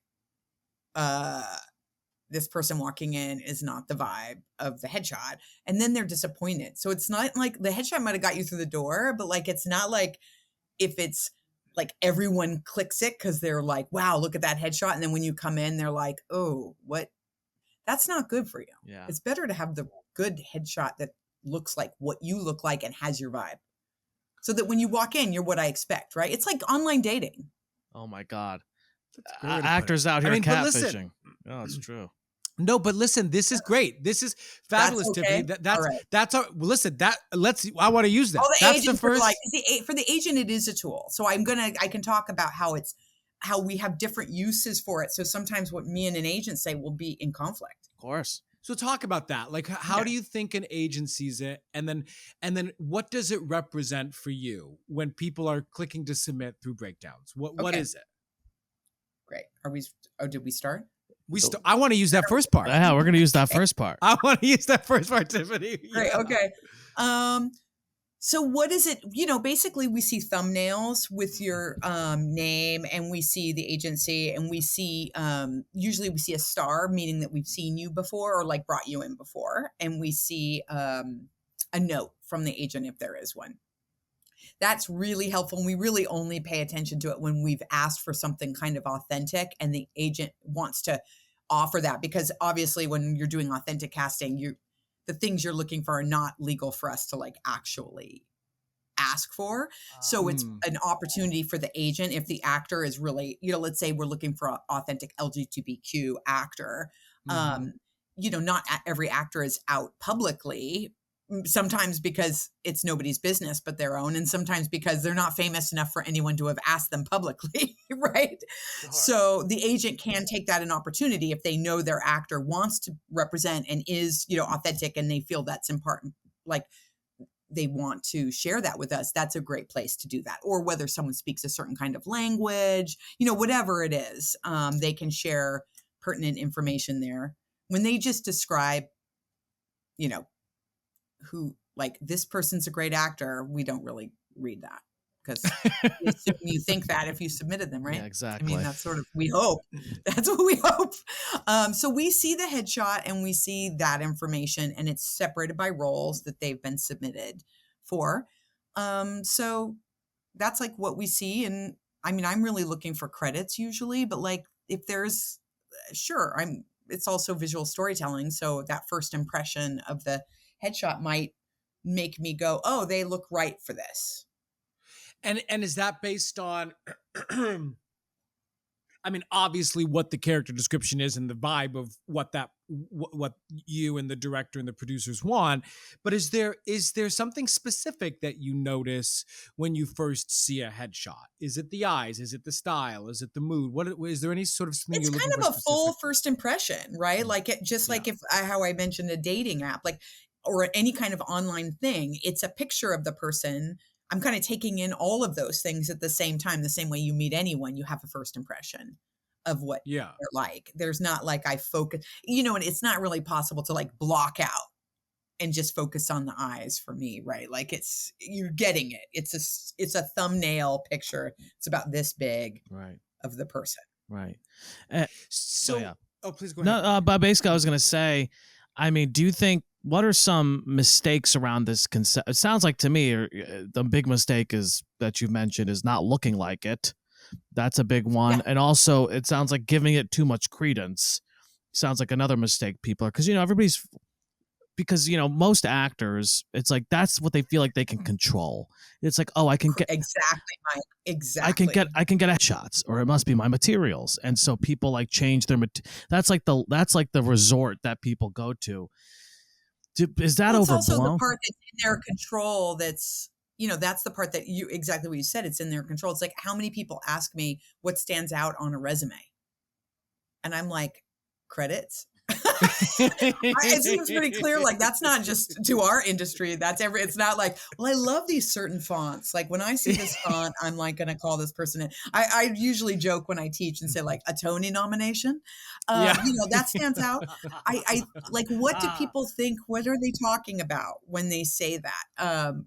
Like a person could be in a Sean Baker film and win like best actor at Cannes and have one credit. And it could say like, Sally Joe, one credit, Cannes, actor jury award. Yeah. And I'm like, and then empty, literally nothing else on the paper. So it's not negative space. I'm more likely to bring that person in than someone that has put every, random thing they've done with their friends that I have no context for, right? Like I can't, if I don't recognize what it is, I have no idea what it is, right? And it is on my job to kind of know the major regional theaters so that if I see Ashland, Oregon Shakespeare Festival, I know what that means. I know how competitive, I know Berkeley Rep or something. But if it's one I haven't heard of, I'm probably going to be like, this isn't the most competitive theater credit I've ever seen in my lifetime. But I want to go back to calling people in. You said that when people are submitted, that they'll be like a star, for example, if you've seen that person before. Right. But that could be a self-tape request. That's not that meaningful. Sure. So that's what I'm. So if you're getting a slew of new faces across the screen. Oh yeah, like thousands. Yeah, exactly. So then the question really becomes like, even if it's just, and it could have nothing to do with the headshot, Tiffany, but what tends to be those deciding factors for you to go, okay, I'm curious about what this is? Well, it's so specific to the project. Like if there's a quality I'm looking for that is just in my imagination when I read it, right?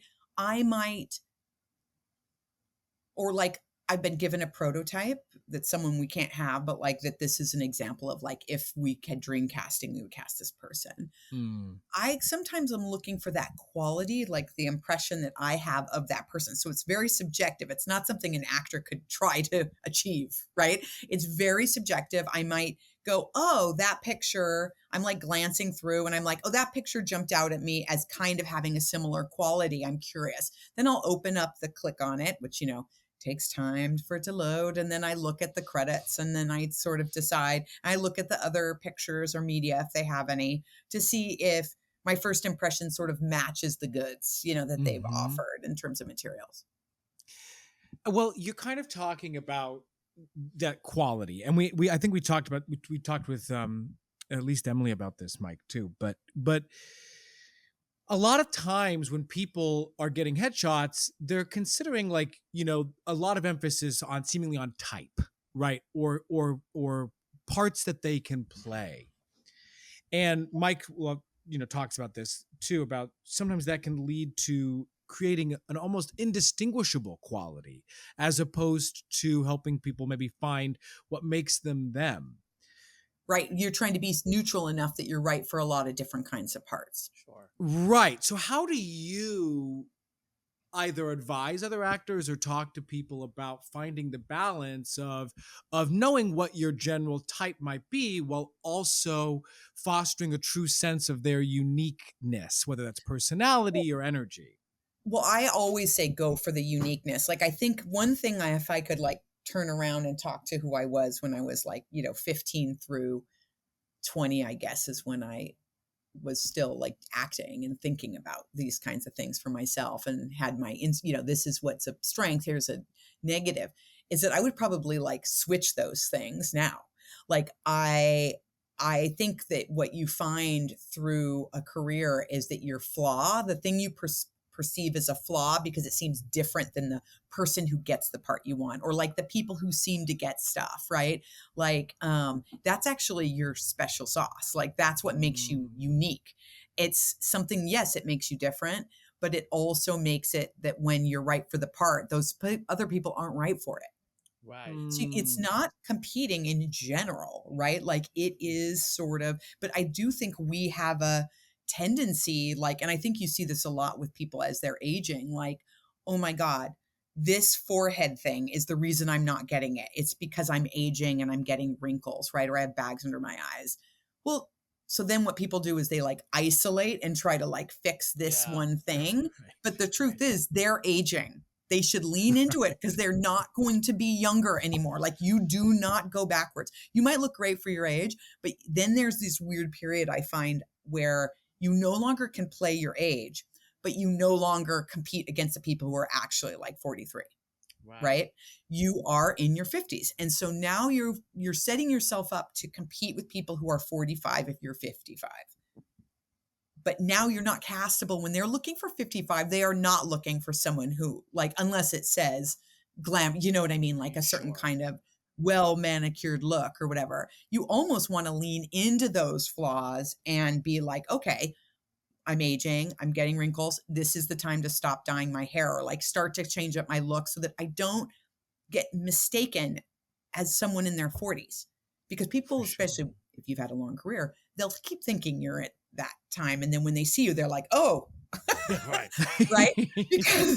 Because guess what? Time, it marches on. But it's the same, I think, with any kind of scar. Like I have a cleft lip. You know, I was always thought that meant I could never do TV and film. Now I could, I mean, I have no interest in acting, but I could see how someone could.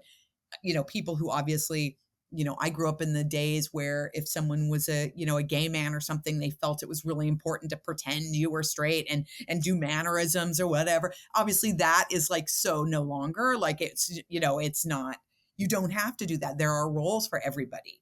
And so now I think it's really embracing who you are, like at your best, like who you are at your best, you know, and that doesn't mean like glammed up at your best. I mean, like, what was your part, right? Like for me, it probably, if I go back to acting, it would be like Sonia and Uncle Vanya, like not the beauty, not Yelena, but like not bad, but also the smartest, right?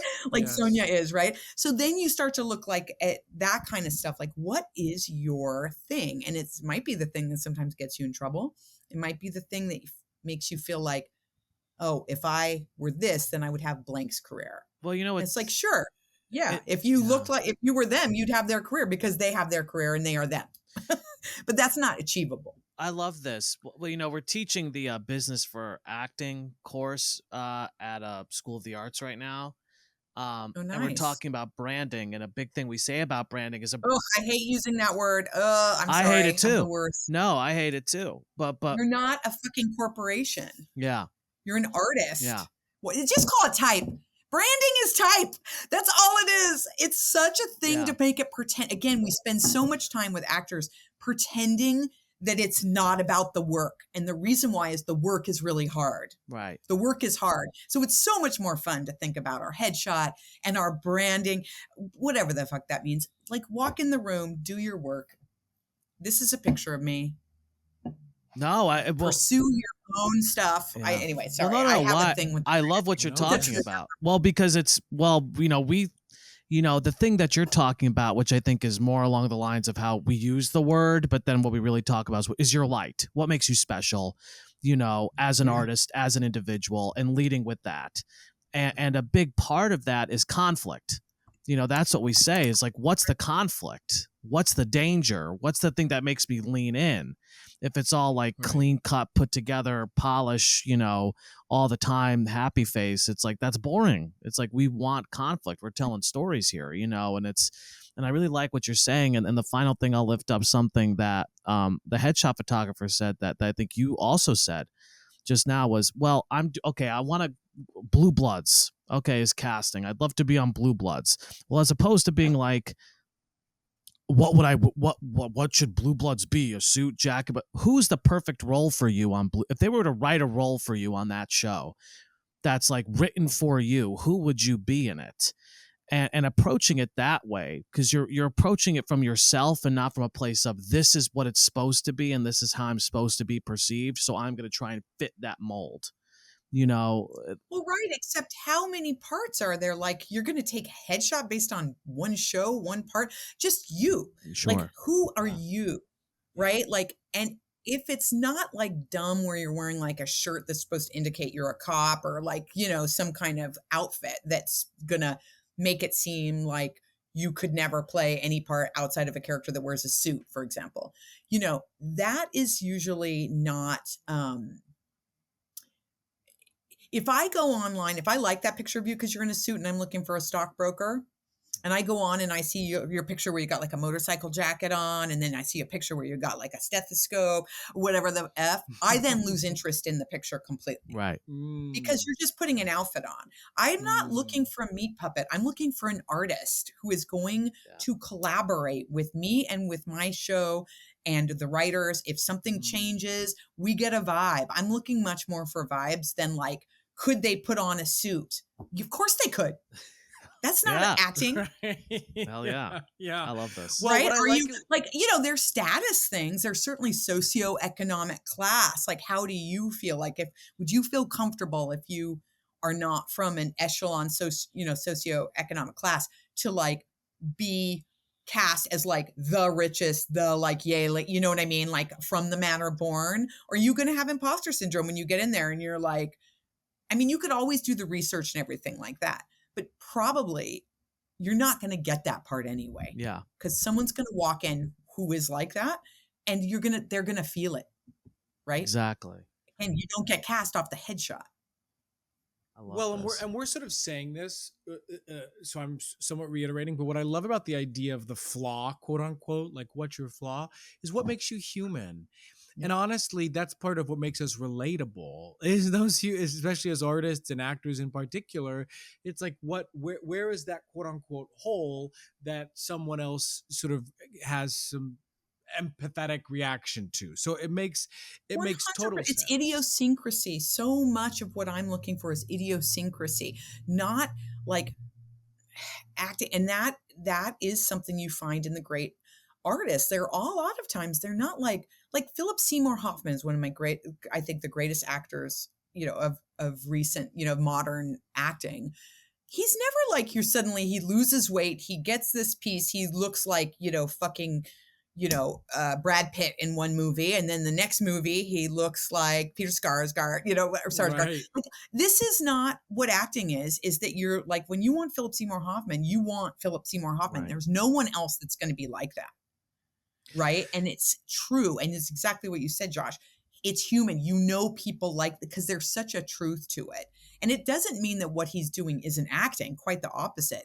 Acting is, putting yourself into the circumstances and stuff like that. But it's not necessarily like putting an outfit on. He's quite literally bringing let me himself ask to the role. And like, but you have there has to be a self to bring to the role. And if you're trying to if you're trying to be too many things to many people, there is no self. Yeah, Joshua.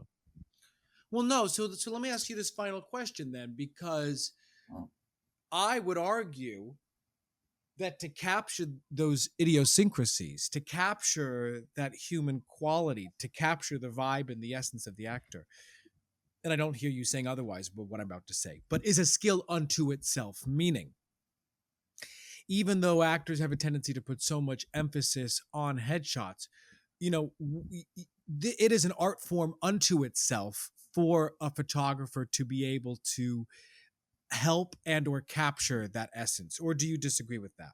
No, I totally agree with that. I think that's, but although I've definitely seen people who have used like snapshots from their life, as the headshot, because it somehow has captured who they are or whatever. So yes, but definitely like, that can happen randomly. Is probably a much smarter bet to hire someone who's an artist the way you're describing, who gets you, And I think the thing is, the actor can help that by trying to be themselves as best they can. And like, instead of bringing in the like 4 different outfits to audition for co-stars, they come in who they are and their sense of style. Yes. I love this. No, that's such a good point. Actually, you know what Brett said, Brett Rigby, when we talked to him, I had never heard this. He said sometimes he'll go to people's Instagram pages if there's not good media, like headshots, that's closer to, that could be more interesting, and will screenshot that and submit it. Have you heard of this before? I do the exact same thing when we make lists. Wow. Interesting. Because it is a first impression, right? It is a first impression. And you can have your creative team see that picture in the list and be like, oh, and so sometimes it's like, especially when you're talking about like offer lists, I'm looking for the picture of them that looks most, the vibe Right. of the thing. I'm not necessarily looking for a red carpet photo or something, Right. but often we will use like Instagram or something and screenshot something that kind of like tells what we're trying to communicate about this actor. Yes. Yes. But that's really 100%. the only time we do that is for offer lists, because otherwise we have your audition. But I Of still like on course. Cast It, you can see like there's like either a screenshot or an uploaded headshot. When you put the actor into the database, it's has something, and I'll look at it and I'll be like, change that, because when the creative team gets it, they see the picture first before it presses play. And so I'm like, I'd rather it either be just like from the slate or like a picture I want them to see.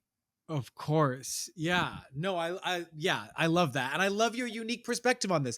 This is why we wanted to do, meaning everybody has their own vantage point from casting, from the obviously photographer or the agent. So thank you, Tiffany. This This is was great. I awesome. mean, we're super fans and love you to death. So thank you for doing this. We Of appreciate course. Thanks, you guys. it. Yes. So okay. So, friends and family, this has been a multi-week episode for Mike and I, because we talked with the wonderful Emily Lambert, the wonderful Brett Rigby, the wonderful Tiffany Little Canfield, and the Mike Labadia, and the wonderful Joshua Morgan about what makes a good headshot. And we've gotten all these different perspectives here. And I'll say, for me, what feels like a through line, which isn't, this can't be much of a shock, and everyone had their own take on what this is, but that ultimately at its core, we're looking for an essence, a vibe, a sense of self, something, dare I say, uniquely neutral. Well, by uniquely neutral, Not the doctor, not I think it's neutral past street type, rat. like in that way it's neutral. It's neutral in terms of like, I'm not indicating what kind of roles I can play. Like, it makes me, I mean, there's so many takeaways. I mean, for me being, well, what's interesting is at the end of the day, this matters, but it really does not matter, in the sense that, you don't have a lot of control. At the end of the day, you can't try, and I don't think it's a smart strategy to try and be all things to all people, in terms of, I know I could be on that show, so let me get a headshot that's like that show. It's like, what I hear them saying is, look, when we're looking through a bunch of fucking headshots, like, you're either the vibe or you're not. It's kind of like, that's what it is. And it's like, there's no use of you. The big takeaway I'm getting is there's no real use trying to get into these people's heads as they're casting to try and that seems like a waste of time, because at the end of the day, I think Tiffany made a great point. She was like, you're not going to get, like, if you're not right for it, you're not going to get it. Like, we're not going to call you in.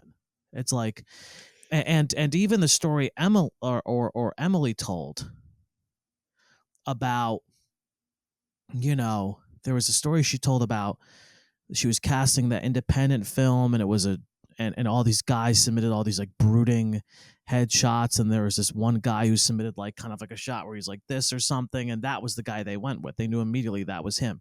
That guy couldn't have planned for that, in the sense of like, there's no way he could have anticipated. Like, you just have to be as strongly you as possible, and you will get put into the places that you need to get put. In terms of when it just comes, we're not talking about self-producing, we're not talking about community cult, we're just talking about the pure process of having a headshot submitted to a casting director. They're looking at your face. You there's not much you can do in that scenario but put forward a very authentic, specific version of yourself, and you will fall into, and you will get called in for the things that you're called in for. That's my opinion. No, yeah, that's that's my takeaway too. But let me just then name what I think is the difficult part here. I think the difficult part is just like you're saying, don't get inside the heads of the other people, but get inside your head. And what I mean by that is, well, who are you?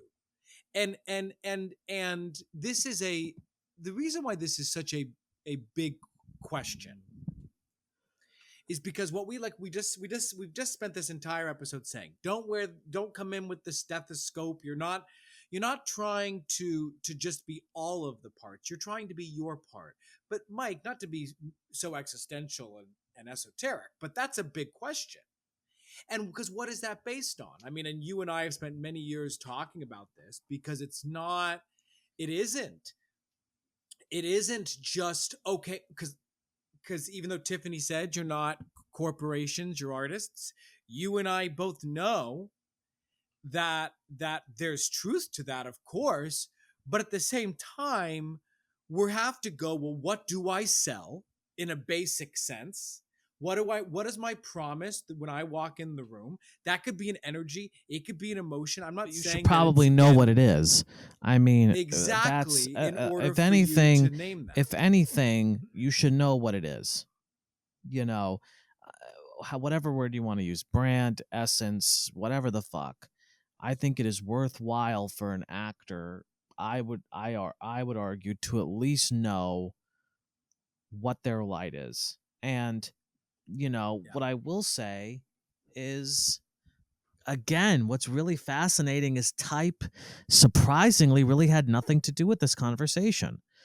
These conversations, as far as I saw it, like it did not really Yes. have to do anything with it, because it's like, Yes. because you can't, because it's just not it. It's just not the vibe in certain sense of like, just from a practical standpoint. Again, if I see like 20 cops who could all be cops, like 20 guys in suits, it's like, but nothing is jumping out that's unique, then what's the fucking point of that? It's just like, what is the point of that? course. What's the and type really, even with Brett, did not seem as important as what you're talking about. Well, and I think we live in a moment now where your sense of identity is and that true authentic sense of self and identity, the flaws, the human, the relatability, is what people are, to your point, no more type, that they're looking for. And in some ways, if I may, it makes our job easier and harder, because going back to our episode, I forget what it's called, this was many moons ago now, about authenticity.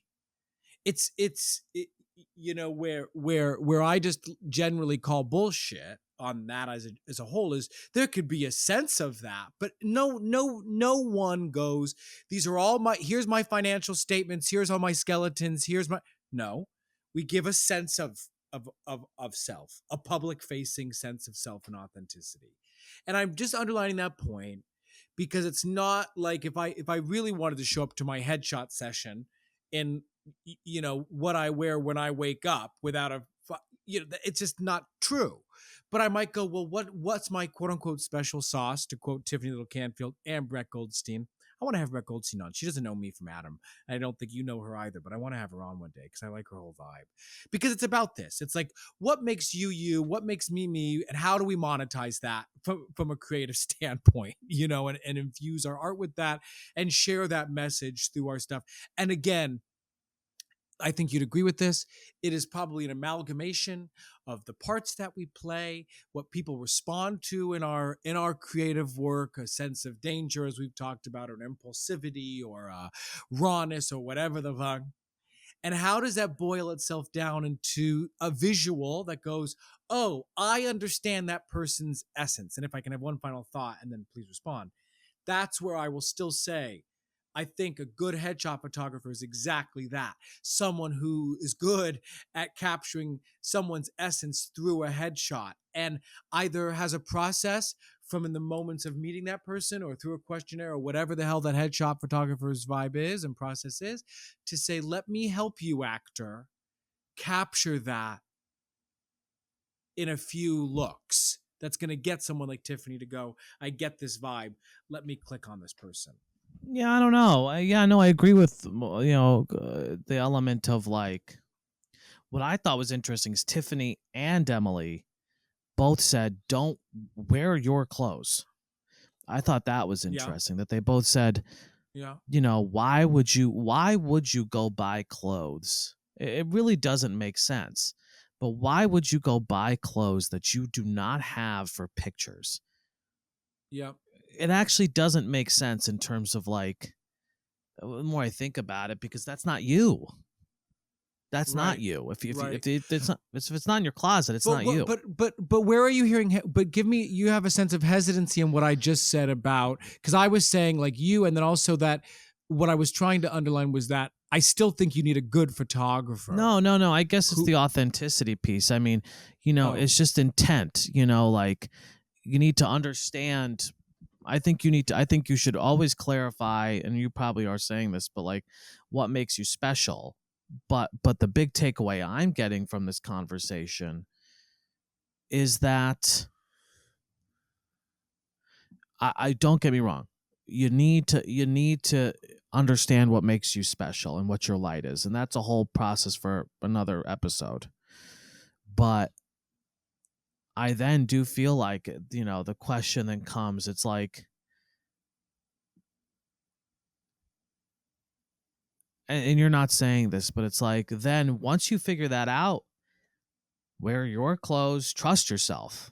It's not about like putting forth this like polished version of you. Unless, yes, I know now having a bigger marketing conversation. But here's where I personally get frustrated when people overly simplify marketing. We're selling plants, shoes, a new rock album. I don't care.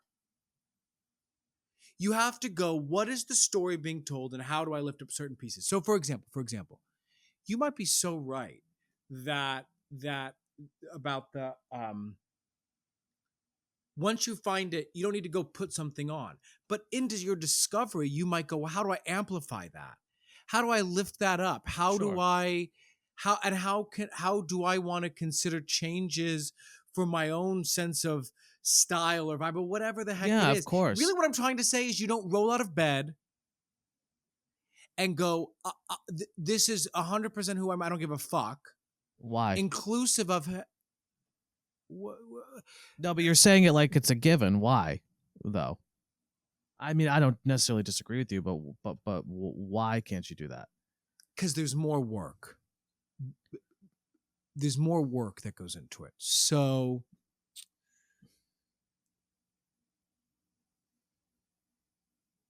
again, this is the larger marketing conversation. Once you've identified it, I'm making something up. Okay, like you and I, we had talked about like you as I think we'd call the quote unquote meatball scholar. We were making this up at one point, and for those listening, you understand the idea of meatball scholar. So we don't need to go down a rabbit hole of that. But let me say this. Okay, well, you might get up in the morning and say, I'm going to wear my clothes and I'm not even, actually, I'll make it even more basic. I'm getting my headshots taken today, but I don't feel like showering. And that's okay because it's me. I'm making this up.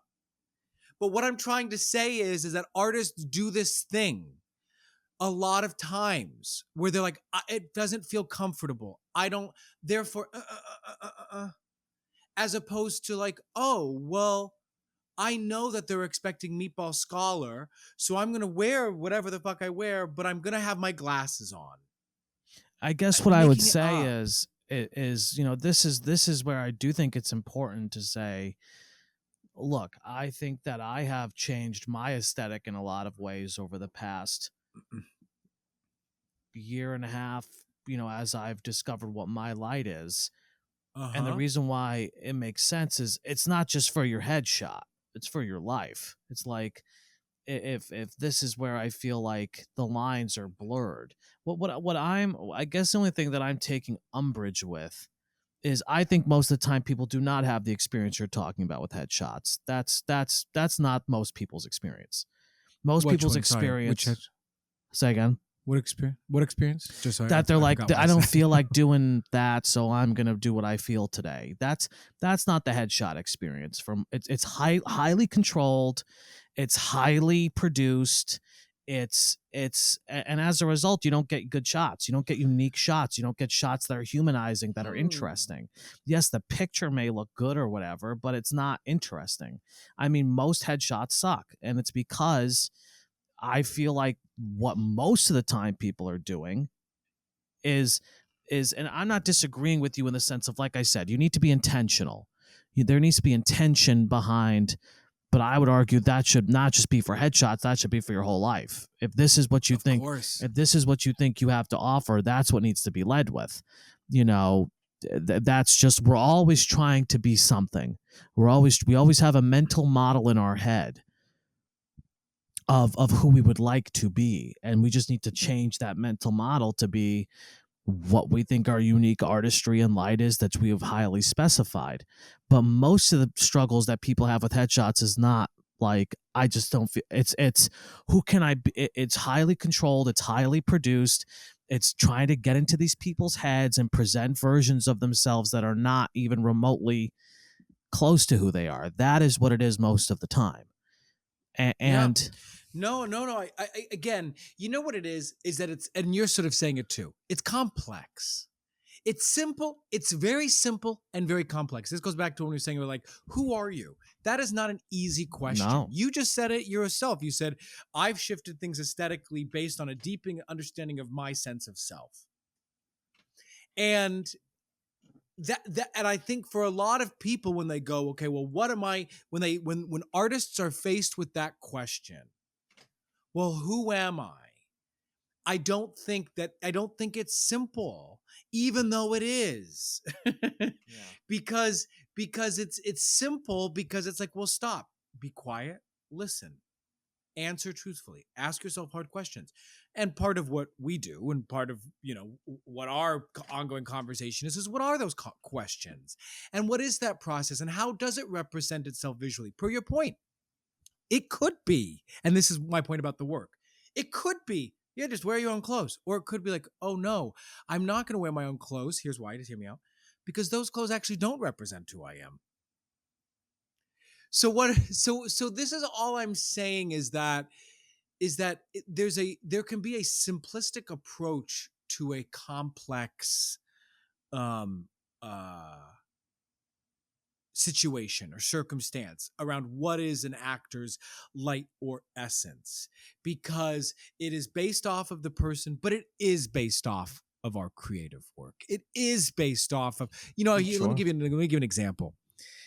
I go in for and have shot a bunch of procedurals over the years, when I look at breakdowns for procedurals, for Blue Bloods, for Law and Orders, for all FBI's, Chicago PD, I know that they're not going to see me as the neighborly, friendly dad.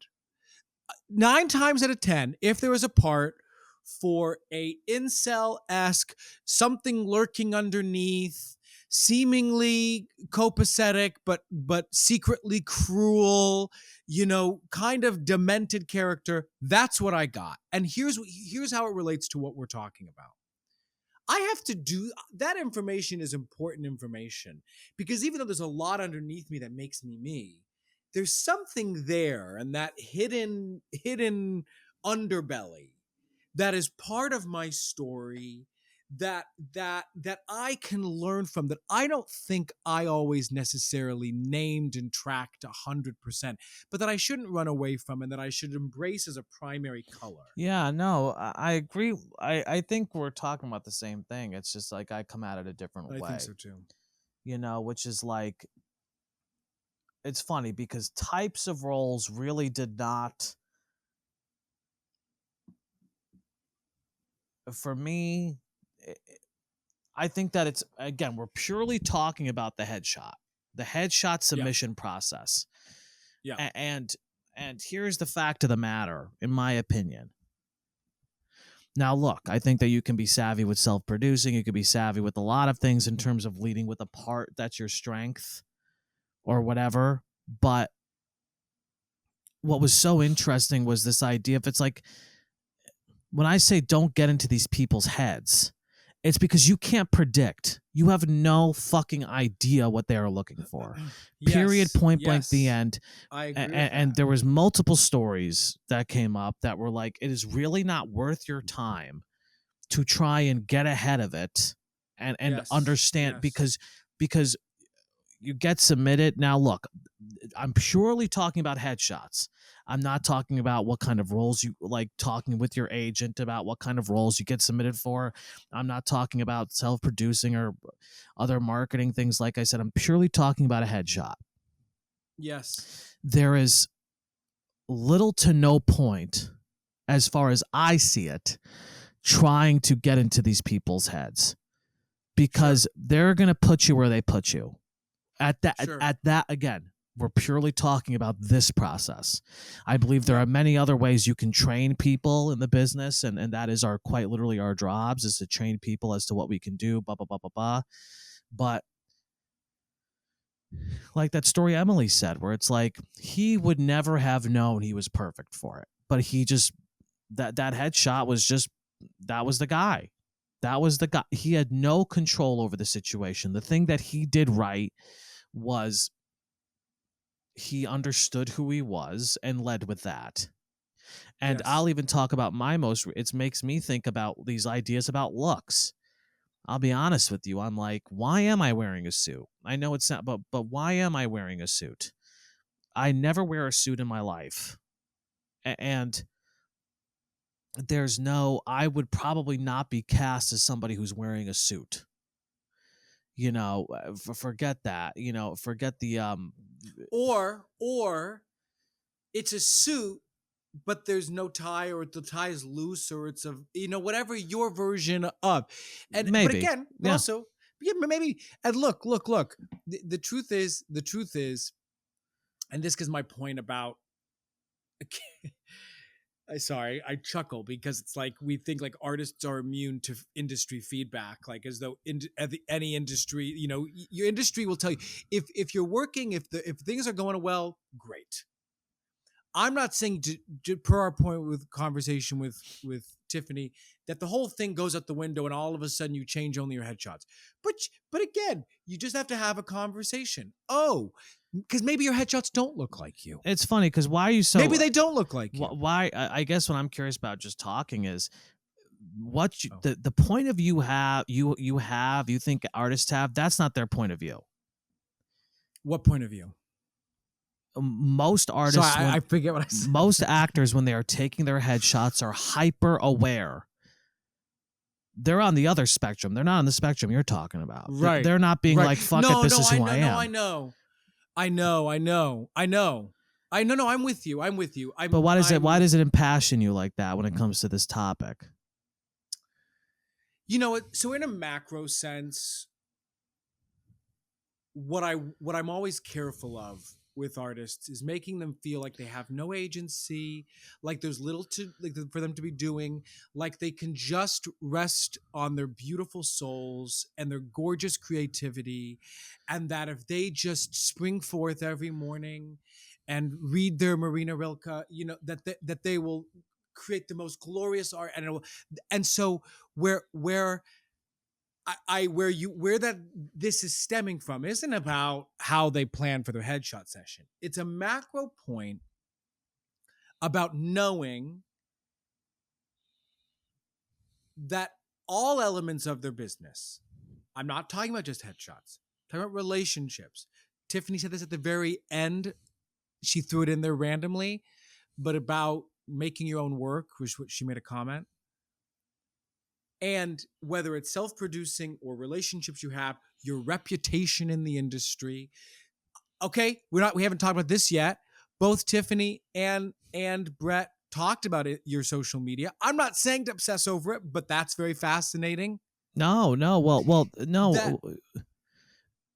what I think you're Anyway, that's what's I think you're responding to my sort of saying, around headshot, because that's the thing, is not everything needs to be maximalist. The last thing you should be maximalist about is your fucking headshots.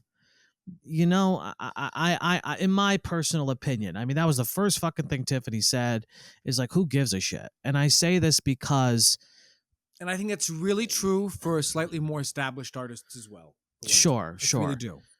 But I guess the reason why I'm taking more of a laissez-faire approach to it, even though it's not, I would argue, I'm still saying, is because there's only so much you can control with the headshot, and that energy would be better put self-producing, social, than worrying about. That's what I mean. Is like, that's why I'm saying, like, look, why would I wear a suit? It's like, why? It's like, at the end of the day, the headshot is doesn't make much of a difference. I mean, it does in the sense that it's a first impression, but in terms of what people, and I'm always going to lead with my light primarily. That's the information I got from this, was, let me identify what makes me unique, and for me, type doesn't even go into that conversation for me. It's just, because I think we're actually saying the same thing. I think, and forget type in a lot of ways. Find your light, find what makes you you. And for some people, that's going to be super simple and beautiful and going to be easy.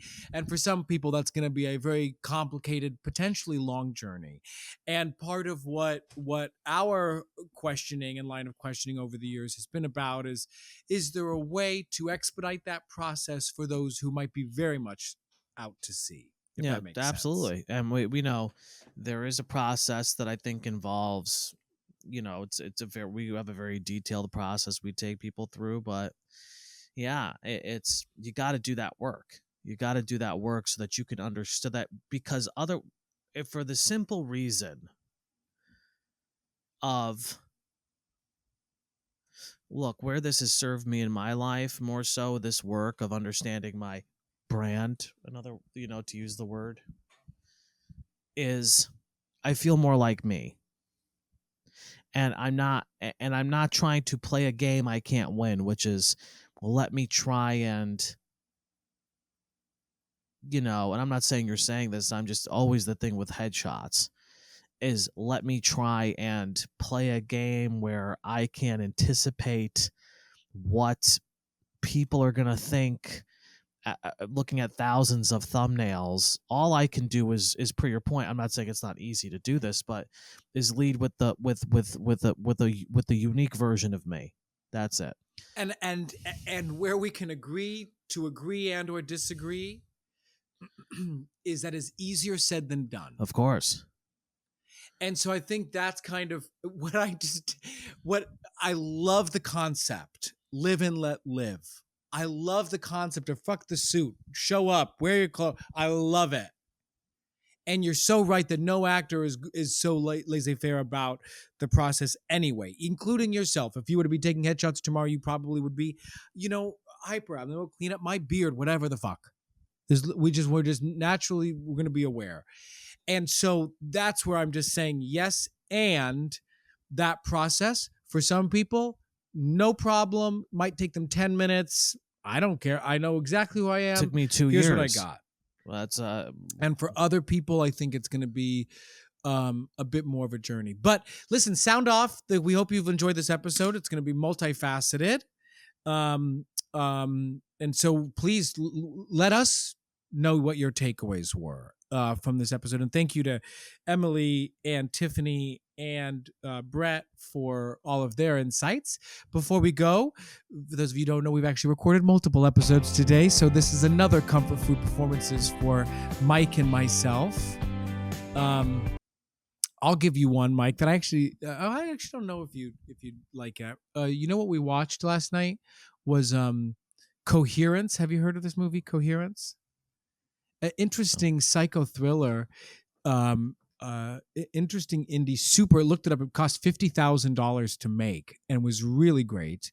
About essentially a comet that's passing over Earth and is essentially making people intersect with multiple lives, almost like a game of roulette, like they're living multiple lives at once. Specifically, the film set up a dinner party that then they have neighbors, but then it turns out the neighbor is the same house they're living in, and it's basically they get trapped trying to isolate and or destroy the other lives they're living simultaneously until the comet passes. Oh. It's a weird psycho thriller, but really great, and really great movie making on a budget. I mean, $50,000 for a really strong, clearly well-made feature that made money was one of the things that made it a comfort food performance for me.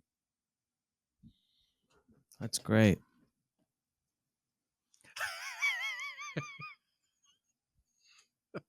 Coherence. Mike's Sly Stallone. No, oh, I know. Well, me and Nina, we're gonna go fucking see Catch Jellicle Ball, and they canceled it last night. Oh, why did they cancel? I guess somebody got COVID, probably, or an injury. But so we went and saw this movie instead that was so bad. But they had a trailer for the new Nosferatu, Robert Eggers. And so I was telling Nina about Francis Ford Coppola's Dracula. Have you ever seen that? Okay. Yes, I have. Oh, yes. So Francis Ford Coppola's Dracula, Gary Oldman specifically. Yeah, I actually think you've said this before. Ah, fuck. No, that's okay. There's not a lot of things I keep like.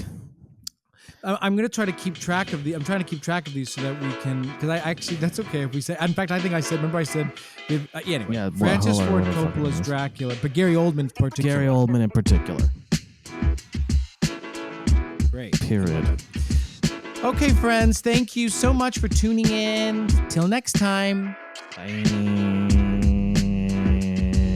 Hey, thanks for tuning in to this episode of Creative Risk. If you've enjoyed, please don't forget to like, subscribe here on YouTube, follow our channel, or follow us on your favorite podcast app. A quick review on Apple Podcasts, like we said, would mean the world to us. We read them all, as I said. And if you want to go deeper, join our Patreon community starting at just $5 a month for exclusive content, motivation, and a supportive community.